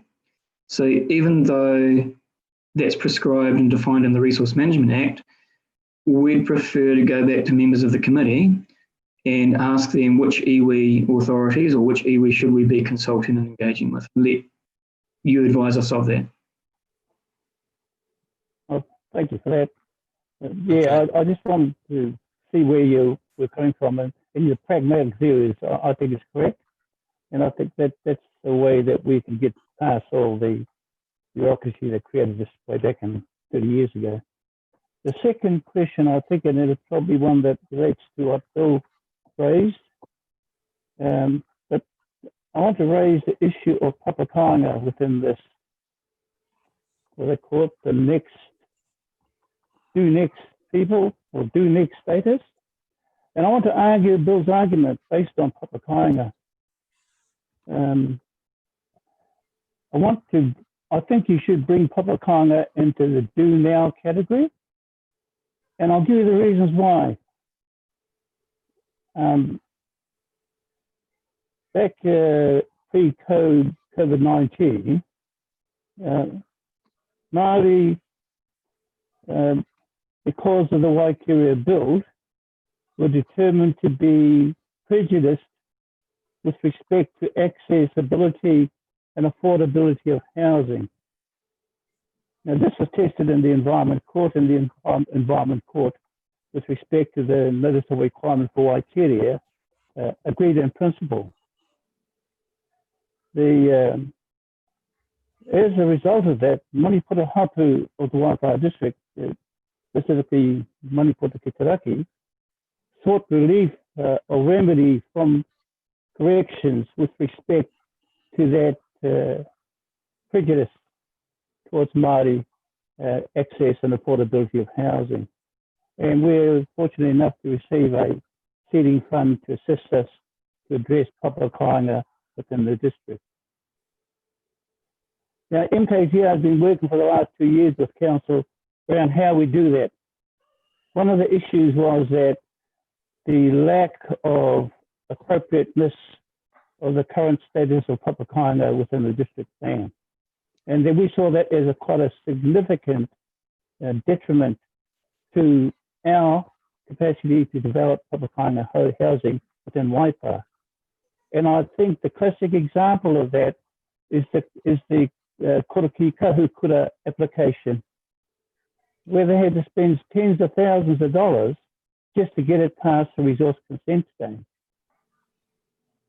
So that's some of the background. What MKTR has found in its analysis of the current post-COVID-19 is that Māori are more vulnerable now than they were pre-COVID-19. And why is that? Because 90% of the jobs that are being lost in the industry are Māori. They're the basic bottom echelon. That's where all the cuts come from. And we are starting to see that emerge quite significantly within our communities. But we still have this seeding fund that's untouched that we need to bring forward and start creating to assist Māori now more urgently than we thought earlier on. So COVID-19 has accentuated the lack of availability, the lack of accessibility to affordable accommodation and affordable housing. With the assistance of that seeding fund, we had developed a plan which we knew could assist them. And I think that plan is now becoming more important than when we originally developed it. We're actually starting discussions with politicians around how can we take this process forward urgently in the post-COVID-19 era. And that started last week. So what we would recommend, strongly recommend, is that council moves Papakainga into the do now status, because we don't want to get to the point where we've done all the planning, people have given up their lands. We don't have to worry about your areas of land that you're trying to create for housing. We have our own areas. We want to be able to utilize those to assist our people to get into houses. And what that means for Māori is that they don't have to pay for the infrastructure or the land. They're only paying for their houses. And we can manage that in a really economical way. But the numbers we're looking at is probably 20 to 30 houses in the first 2 years. I doubt very much whether Wi-Fi can actually do that for its subdivision areas under the post-COVID-19 environment. And that's because we all know that money has dried up, and it'll dry up even more going forward. Our concern with Māori is that if we leave this too long and we don't have the resources or the process in place, when we're ready to hit the ground, our money will dry up too. So this is really urgent to assist the impact of COVID-19. I wanted to put that on the table so that you understand the predicament that we're in and how serious this is. Nothing you have in the do now has an effect on Māori. Nothing whatsoever. These are not Māori things. There was no focus on Māori whatsoever in your determination of the resource focus for that area. And I'm putting on the table that here is something that is truly Māori that you must consider very, very seriously going forward from here. So that is Manipura's recommendation to this committee, that we move the Papakainga, and I think going on to what Bill was talking about, the Waihi Tapu, I note in there that the initiative for that was a request from Manipura to change some, or to add or change or do something about the Waihi Tapu project that we did some 5 or 6 years ago. And they want to actually formalise that in the district plans. To be fair and to be clear, that will only go at the pace that we decide is the hapu for this area that it goes forward. So Bill is quite correct. It has to go through its Waitai District Council Manawhenua process before it even gets to the point where Manipura can actually put in those things if we've given them the history for, to stick it into their taonga register. So it's not a biggie. That is not a biggie. But I think the biggie is the Papakainga one. We must get that moving. And we'll be seeking, as I said, political assistance for us to be able to get that moving urgently, as early as next week. Thanks, Mr. Mayor, Mr. Chair. Yeah, thanks, Harold. And look, I certainly concur with your comments in terms of needing to speed it up because, and again, I agree that Papakainga housing. So, Tony, do you just want to make a comment? Where are we up to in terms of, if for argument's sake, Maniapoto came in with a proposition similar to Ngāti Koroki Kahakura, what are the obstacles in the way at the moment and how can we speed that up?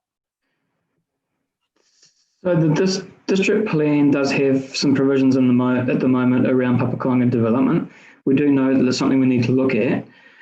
I certainly take on board and I hear the request for some urgency around that. So what I can do is I can look at our resourcing program ahead of us, and there may be some scope to massage that a little bit and play around with some of the priorities that we have. So I know Julie's been taking notes around that too. So we can take that back to the project team and look at what we can do around that. In terms of new applications that come in, they're bound by the district plan as it stands at the moment. So that's the constraint that we have. Okay, so Harold's concerns are quite legitimate then that at the moment, post-COVID, we are looking to try and encourage building activity in the district. And this may be a proposition that could actually free up or make it easier to get developments going. So I think personally I'd like to see it get some significance, and I'm just open to any other comments from the committee. Gayleen. Yep, you're right. Can you hear me? Only just, Gayleen. Oh. Turn your volume up.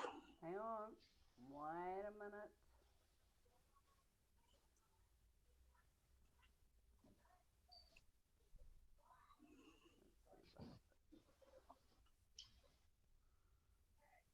All right. That's the best I can do. Hope you can hear. Only just, Gayleen. Righto. Yeah. Hopefully this will work. So the the Papakainga has been to Ngāti Retopu.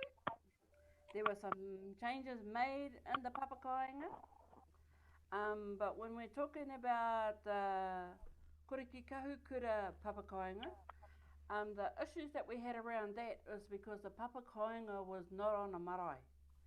And so that was one thing that Ngāti Retopu did not look at.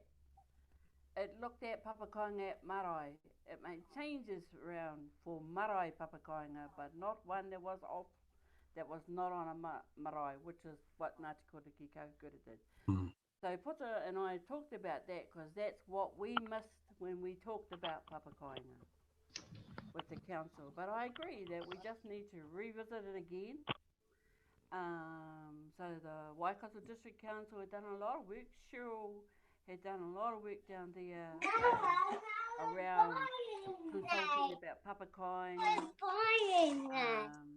That went all the way down to Kapia, around Raglan ways, and trying to encourage Māori to go into a Papakainga. But because of the council rules, we couldn't, because most of our land is land that is multiple owned land. But then Te Puni Kukari have now got a scheme out where Māori can do that. But in council, our issue around that is trying to build a Papakainga that is currently within a town. Yeah. And the definition of a Papakainga inside of a town. Because there are a lot of Māori family who like to live in the same vicinity, like a Papakainga. So what we talked about is how do we look at a definition of Papakainga outside of the marae? And that's the conversation we need to have. Yeah. Okay, Galen, I think, yeah, I agree. And we all agree that we've got problems in definitions and how we can move forward at pace, I suppose. And that's something that we need to try and clear the decks so that we can actually get some developments going for many reasons, economic and social, getting the housing sorted out. So I think Tony's got the message that we'd like to see this brought forward as much as we can. We need to have those cells, the discussions around the cells brought to Ngāi Taupō. Yeah. Because there we will be able to raise all of the issues about permeable, about any iwi, we'll be able to raise it there. Yeah, okay, Galen. Oh. Okay, you've taken that on board, Tony? Right, so I think that, Hopai. You're on mute again, Hopai? Yep. Okay. I have a question about process, and it's to do with the private plan. I think Julie mentioned it when she was speaking to us, and it's with respect to the one mentioned in Julie's report at Frontier Road, I believe. So is that Frontier Development? That Frontier Development, I think it's called. Now that resource consent application came before Ngā Iwi Tōpū or Waipa, and we actually sort of, well, not place some conditions on the developer, but certainly we had some strong conversations with him regard to some environmental aspects, especially on the site.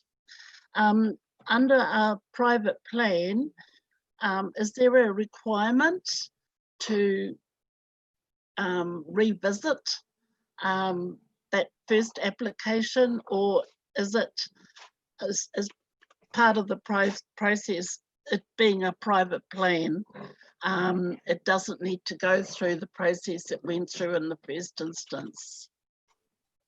Hayley, are you happy for me to answer that one? Yeah, go for it, Tony.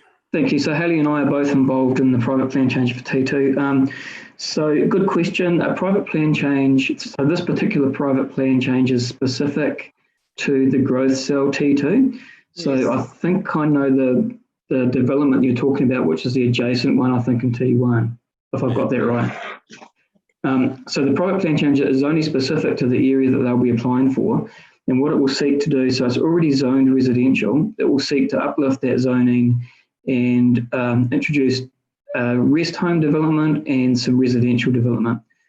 But what it won't do is it won't look at any other consents that have been granted already, because it is quite site specific. So the answer to your question is no, it won't look at the existing consents for the other development. But again, there's a consultative process, so there'll be opportunity to submit and have input into that plan change when it comes through. Yes, so Hope they're two completely different sites, although they're alongside of each other. So the first consent that went through the process and had conditions applied to it is one site. This proposal is a neighbouring property, and it has to go through the same consent processes that the first one did. That's correct, Tony? Yeah. So the opportunity to put conditions on and make comments will still be there for this proposal on T2. Thank you. Yeah. Good. Thank you. Can I just add, we're working quite closely with the developers for T2. So if there's anyone that's particularly interested in getting involved early, we're more than happy to pass on your contact details so they can have those early discussions, if that helps. Thanks, Hayley. Okay, so I think we've probably covered off that item 9. So can I just have a mover and seconder to receive that information? Harold and Liz, all those in favour? Aye. Contrary? Carried. So the next item is the district plan changes, which, Tony, who's handling this one? Is it Hayley or? So I'll take your guidance, Your Worship. We've got a presentation that we did the pause on. So probably what we could do is just take you through the rest of that presentation, and Julie and Hayley will lead you on their components of those. And then you've got the substantive report before you, and then we can take questions maybe after we do that. Yeah, fine. Thanks.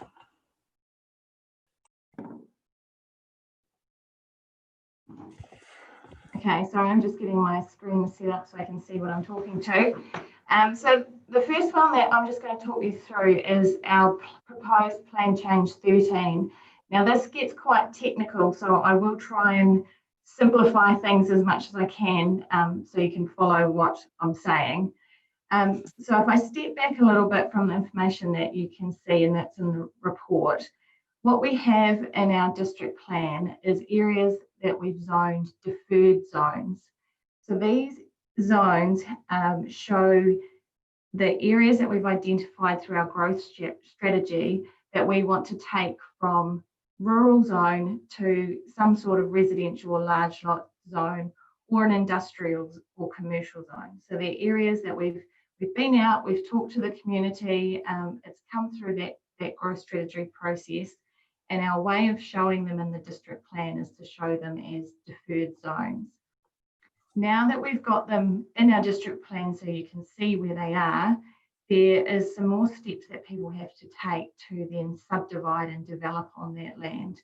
So they first have to get what we call a structure plan approved, and that's a very high level plan that sets out where the roads and infrastructure goes, if there's going to be just all residential zone or if there's going to be a block of commercial somewhere in the mix, that kind of thing.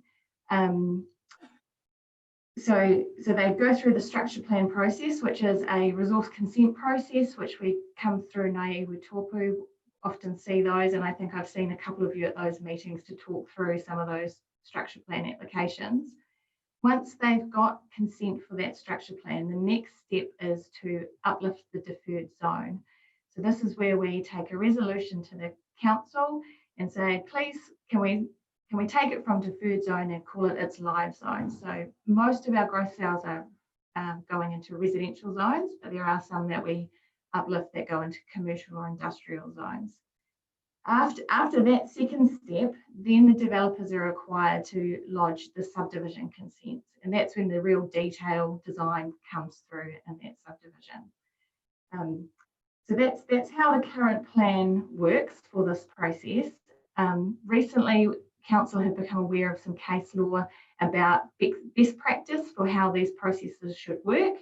And as a result of that case law, we need to just make some slight tweaks to our district plan to make sure we're still doing the best practice process to enable development of these areas. Next slide, please, Sam. And so what we've done here is, and to try and create our best practice process, I've come up with some options of what we could do. So they're very technical in that all the detail is in your report in front of you. But very simply, we have the options of doing nothing. So that's basically keeping the status quo.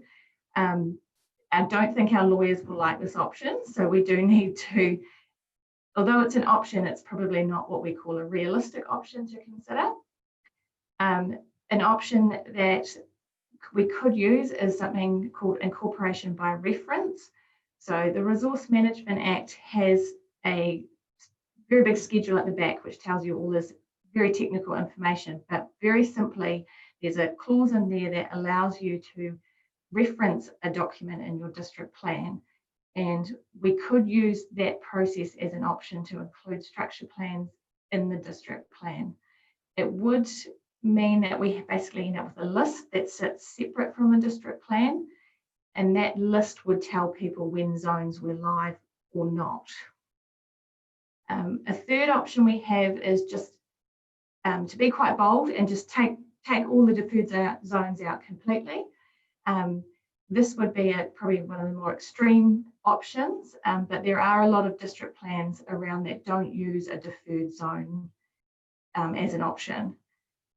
So what those district plans do instead is they basically show the areas as like a rural zone, and if you wanted to develop in that space, you would have to go through a full plan change process, which can be quite time consuming and cost consuming.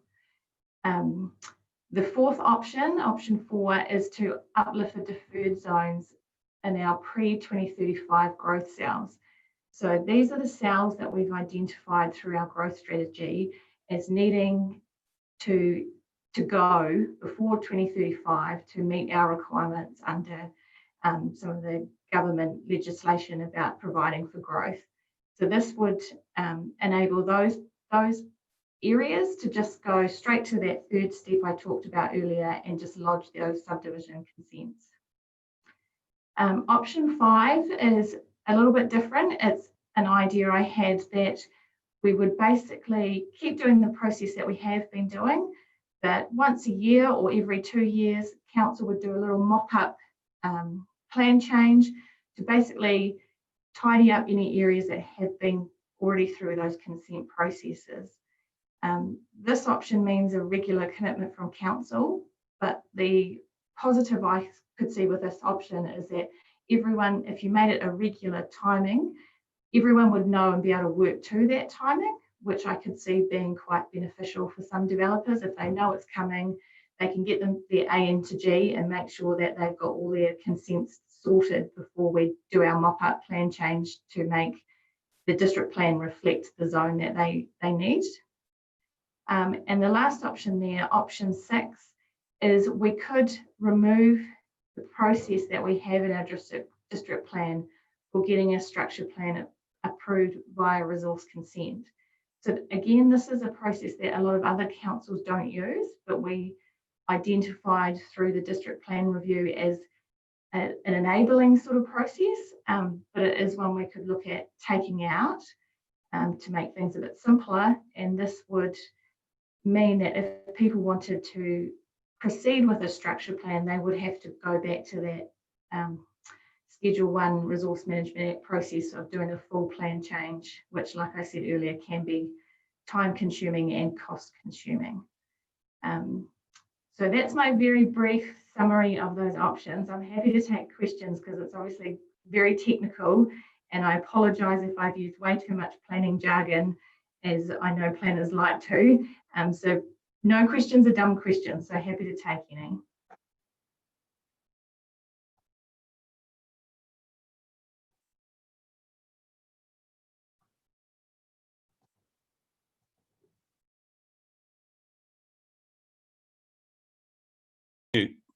Thanks, Hayley. Sorry, I was muted. If it is technical planning jargon, as you referred to it, so from the committee's perspective, I presume you've got a recommendation on the way forward, have you? Is there a favoured choice that you're looking at, or will this be open for complete feedback from the community? I'm probably jumping ahead. We've got a last slide which indicates what we're going to do next, but this is very much here's our ideas. What does everyone think a step in the process? We're very much interested in hearing from everybody what problems they see with each option, what things are good about each option. If there's an option we haven't considered, which might be even more appropriate. Yeah, so very, very much at that very first stages of considering the options. Okay, so has anyone got any comments at the moment that they would like to make? So Gayleen. In light of the Resource Management Act and the discussions around government and the changing of that act, what impact will that have on any consultation that is done, especially around iwi? Okay, thanks, Gayleen. Does anyone can anyone answer that? Tony, Hayley, or Julie? I actually couldn't hear it, so if you wouldn't mind just repeating the question, Your Worship, that would be helpful. Oh, just asking about the Resource Management Act and discussions going around in government about changing it. Yeah. So, what's the consultation going to look like around for iwi? Yeah. Okay. Did you get it that time, Tony? I picked up the Resource Management Act phasing. No. So what Gayleen's asking is the proposed. I don't know whether they are proposed, but with the changes to the Resource Management Act, if there are any coming, what opportunity would there be for iwi to participate in making comments on that, on those changes? Okay, so good question. That there are three major changes coming to the Resource Management Act. So one at the moment, the government's pushing through under urgency, and that's to fast track infrastructure developments through the consenting process. There's a bill currently before Parliament. I don't think it's out yet for consultation. I don't think it's had its first reading yet. So that's being pushed through quite fast as part of COVID recovery. And so the only thing I can advise there is keep an eye on Parliament website, and I imagine when that comes out, there'll be a very short turnaround for any submissions on that as a bill. So that's the first one.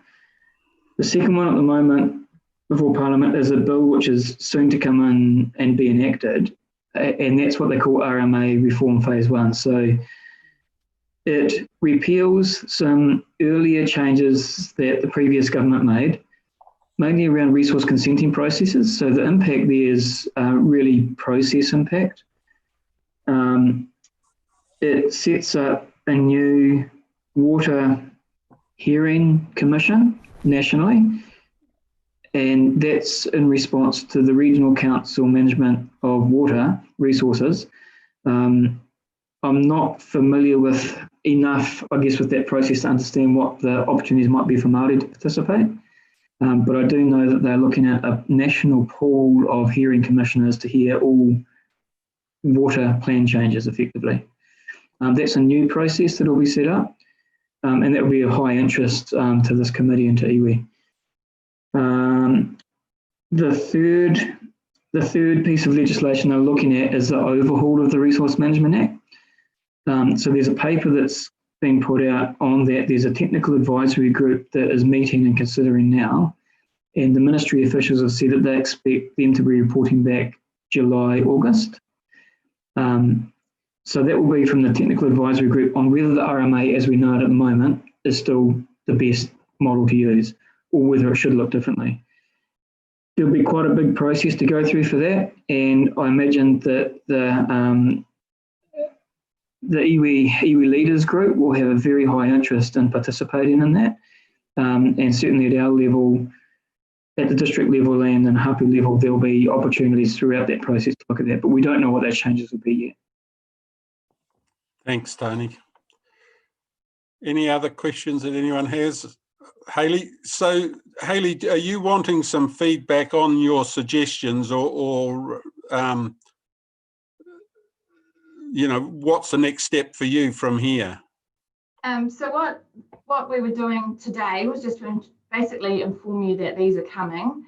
Our next steps are to document it in a way that's nice and easy to read, and then get that out to our iwi and key stakeholders in the next, for Plan Change 13, probably in the next couple of weeks. Yep. Okay, so we've got a new screen here. Who's handling this? Hayley, are you? Oh, what's going on? So if there's, yeah, Hayley, carry on. yeah, so if there's no more questions about this very technical uplifting deferred zones, Julie's got a little bit more of an explanation about the one she's working on, which is about the permeable surfaces. So Sam's got a few slides for Julie. So I'll hand over to Julie now. Thanks, Hayley. Sam? Hayley.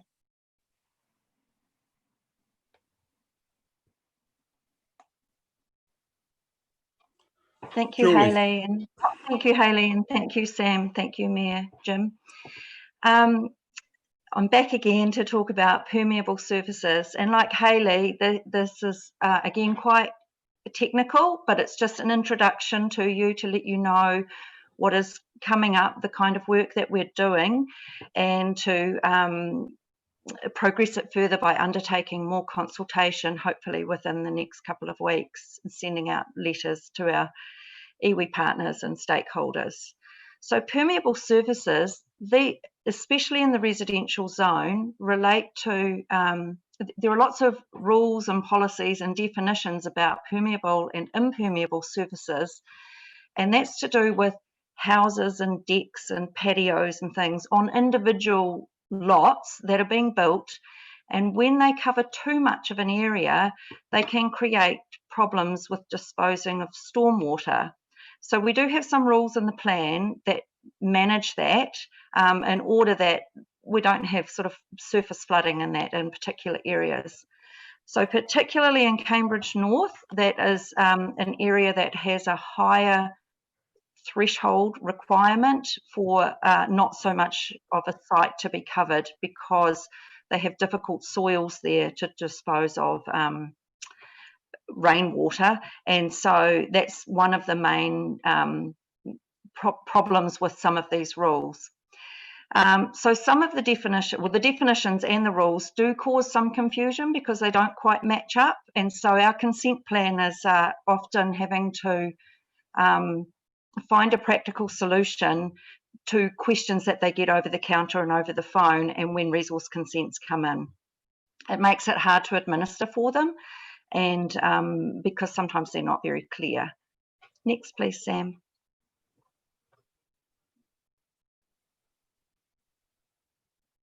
So we have commenced having a look at some of these rules, and like Hayley, we've got a couple of options, and I'll just run through them really briefly.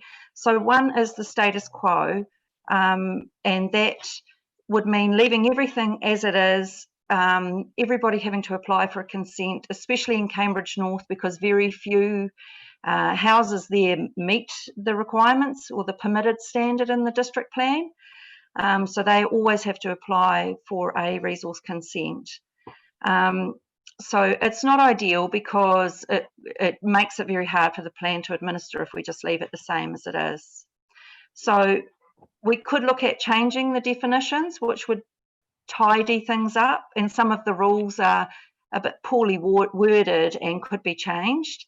So that's one that could sort of easily be achieved.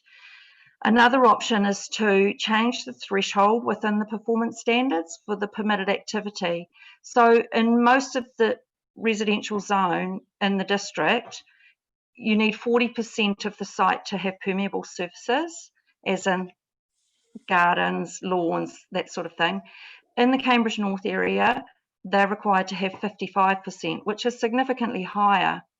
So what we would like to do is get an engineer to review the original data as to why we came up with that threshold in the first place, and to see if it's still relevant, bearing in mind that Cambridge North is reasonably developed already, and it may be that it's not necessary to change it. There's not enough evidence to change it. And another way to change things is to change the activity status. So at the moment in Cambridge North, if somebody is over the 55%, as in their house is too big for the site, or they want to put in a swimming pool or a patio and it makes it over the 55, they need to apply for a discretionary resource consent. So that's quite a high bar to get over, and it's a reasonably expensive exercise, because they have to, not only do they have to get an engineer to design their stormwater disposal, they then have to apply for a consent to council, which is a deposit of a couple of $1,000s. If we change the activity status, as in made it not so difficult to pass, we could potentially keep giving them their resource consents, but it wouldn't cost the individual home builder as much money. So that's something else that we need to look into in terms of the finance team will probably give us some assistance as to how much does it actually cost, how much does that add to the whole building project, could we do it a different way. Next please, Sam. Does anybody have any questions about permeable surfaces before we move on to the next plan change?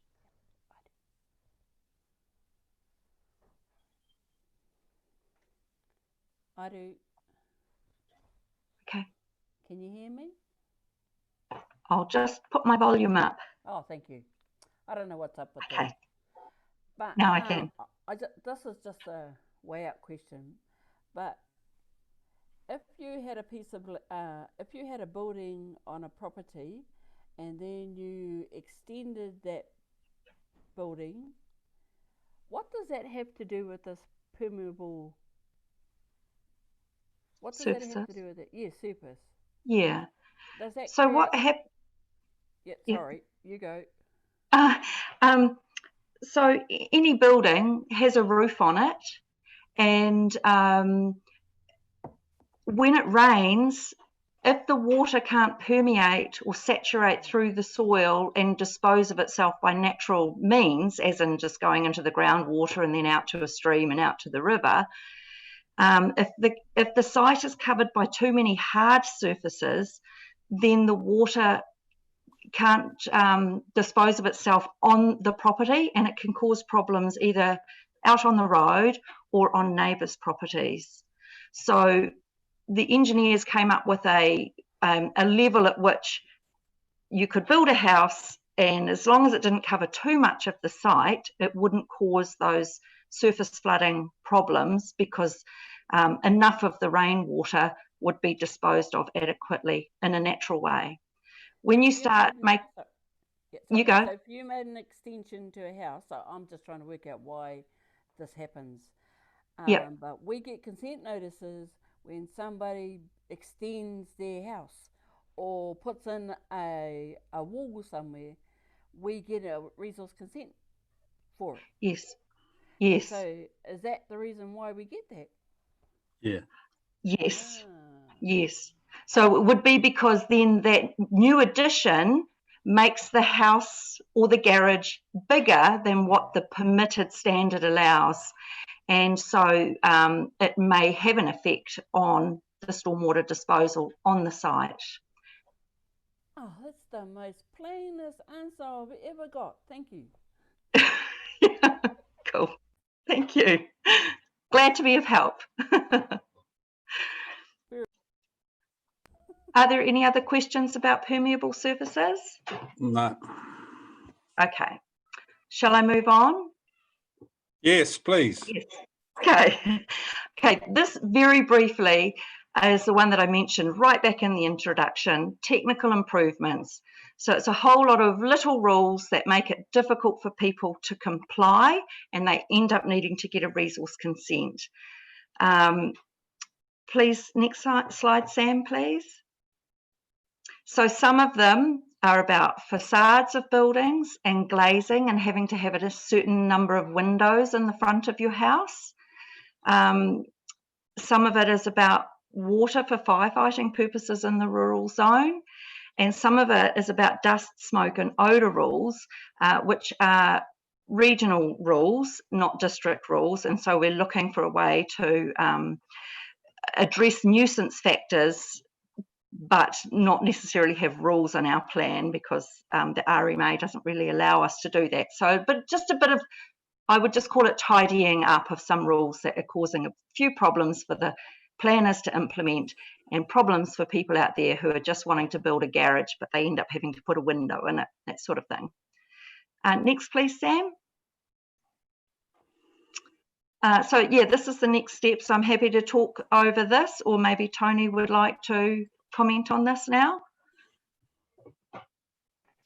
Thanks, Julie. So pulling these two pieces of work together, so yeah, what happens next? So they're running in parallel a little bit. Hayley's probably a little bit ahead, I think, of the plan changes that Julie's working on. So Julie will correct me, but I think there's probably another extra couple of weeks before we're ready to take those two that Julie's working on. Yep, she's nodding.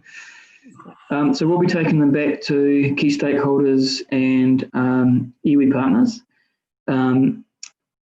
I'm not sure, Your Worship, if this is the time to get some feedback on who this committee would like us to consult with in terms of the iwi space, or whether we do that a little bit differently outside of this meeting, perhaps. So I'm happy to take your guidance on that. Not today. Sorry, Galen, did you say something? Yeah, not today.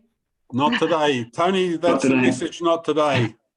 Okay, happy to take that. So we can put a process in place. We will go back and we'll invite, I guess, feedback on who you would like us to consult with from the Māori iwi perspective.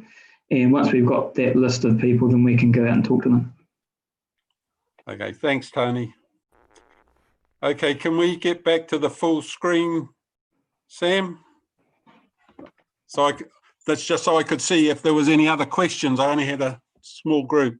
So is everyone comfortable with that? And we just received the information, and Tony will get back to you on with some detailed consultation. Okay. All right. So just the mover and seconder then to receive that information.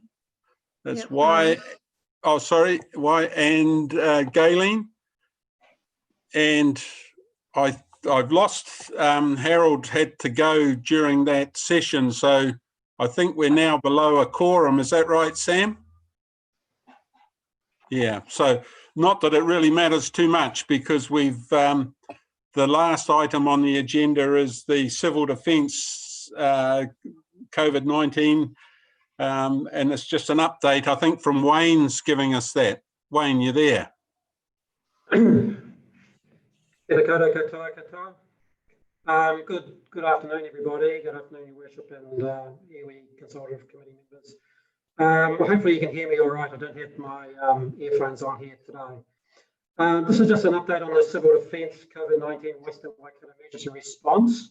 So a national state of emergency was declared on the 25th of March 2020 in response to the COVID-19 emergency event. So that was to support the activities of the health sector, particularly the Ministry of Health, the District Health Board. So the Western Waikato Emergency Operations Centre, the EOC, that was established in the Waipa District Council offices in Te Awamutu.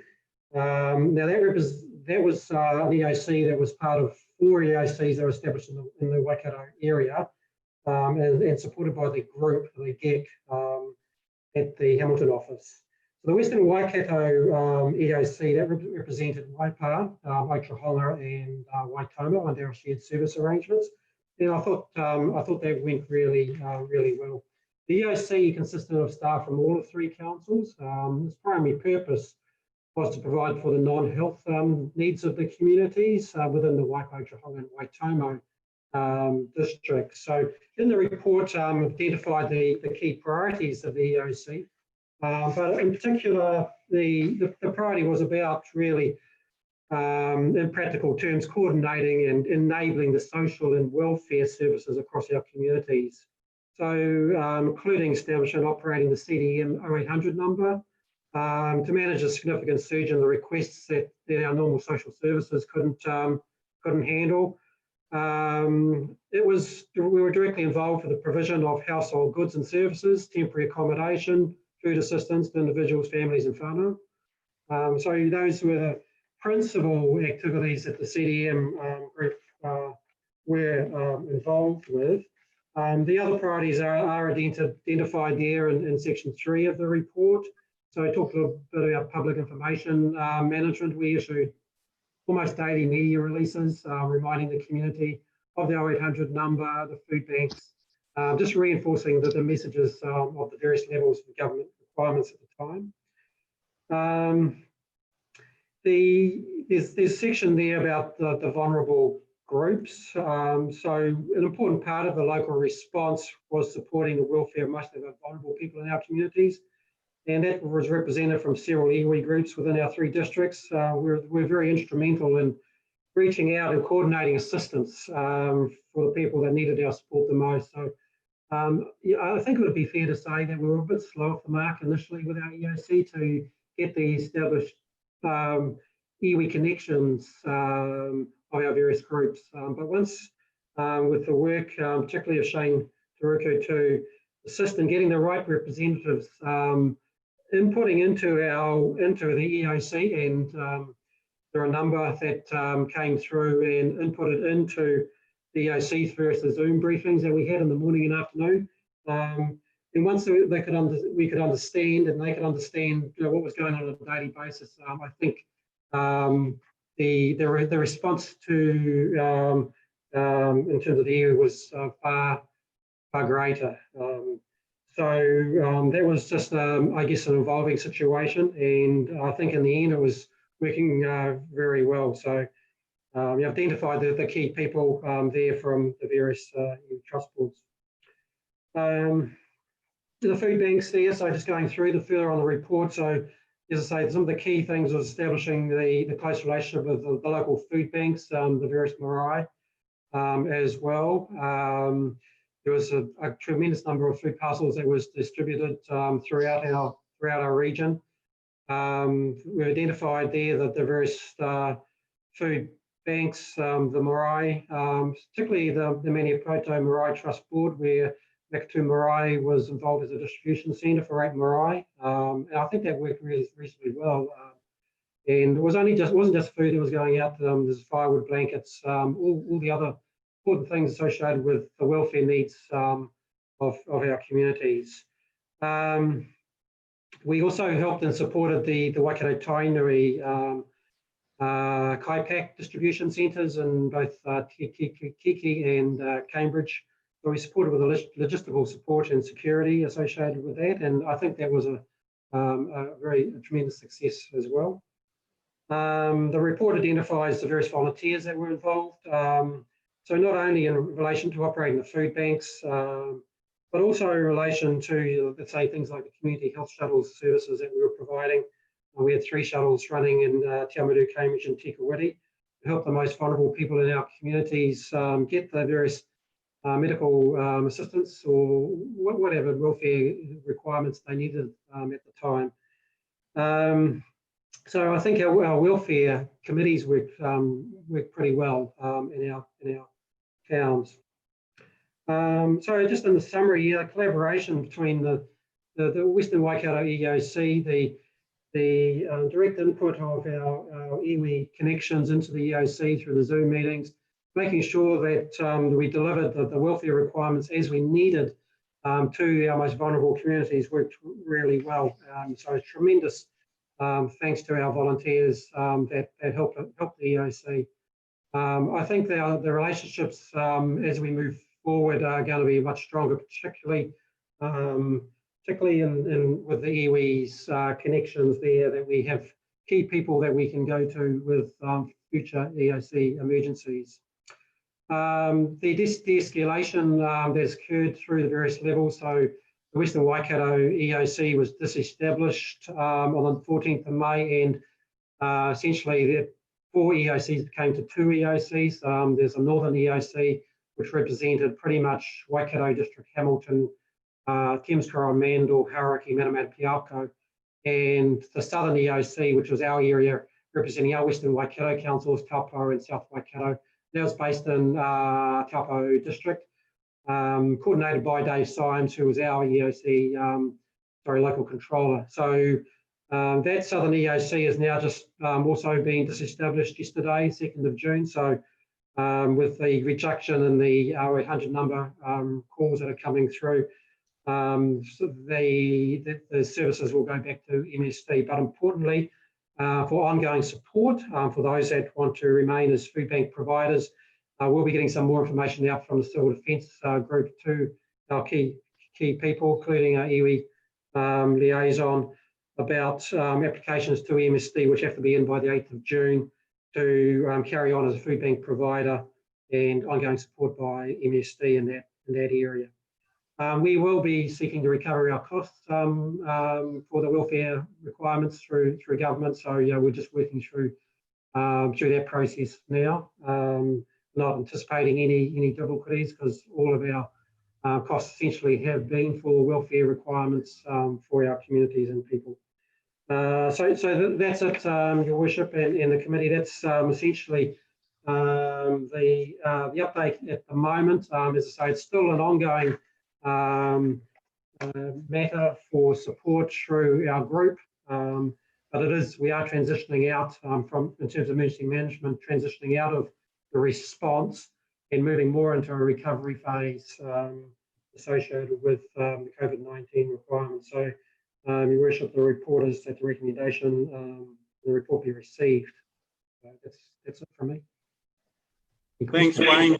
So look, yeah, really unusual and hopefully unique circumstances, and we don't have to reactivate the EOC again, moving back up into those 3 and 4 level lockdowns. But were there any comments that anyone had on Wayne's report? Galen. Not a comment, Wayne. I was just wondering if Mr. Symes can come attend one of the Ngāi Taupō meetings. It's been a long time. Chuck was the last person that came to see us. Yeah, so Through you, Chair. Absolutely. Look, I mentioned to Dave that I was presenting to the committee today. Unfortunately, he couldn't make it today.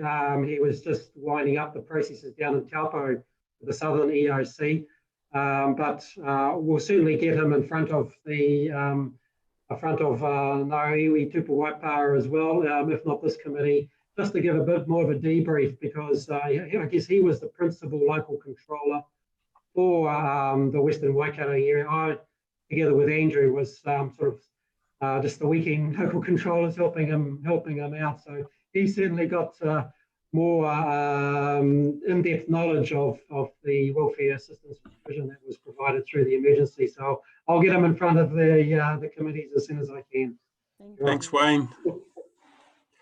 Okay, were there any other questions or comments before we lose everybody? That's the end of the formal meeting. So could I just, before I go, Bill, is it, I know that Shane did the karakia at the beginning. Is it okay for you to close our meeting off? Kei no tātou, te ata whai o tā tātou ariki, kingi te heitia, me te aroha te atua, I o karaiti, I te whiwhinga tahitanga te wairua tapu, āki ake, āmene. Amen. Amen. Yeah. Kia ora. And thank you very much for your attendance. I hope it went okay with the Zoom. Yes. I'm looking forward to our next meeting when we can be face to face. And now I'd like to shout you all lunch. You can go. The Uber Eats haven't arrived yet, Jim. We'll have to get some food parcels sent out. Kia ora.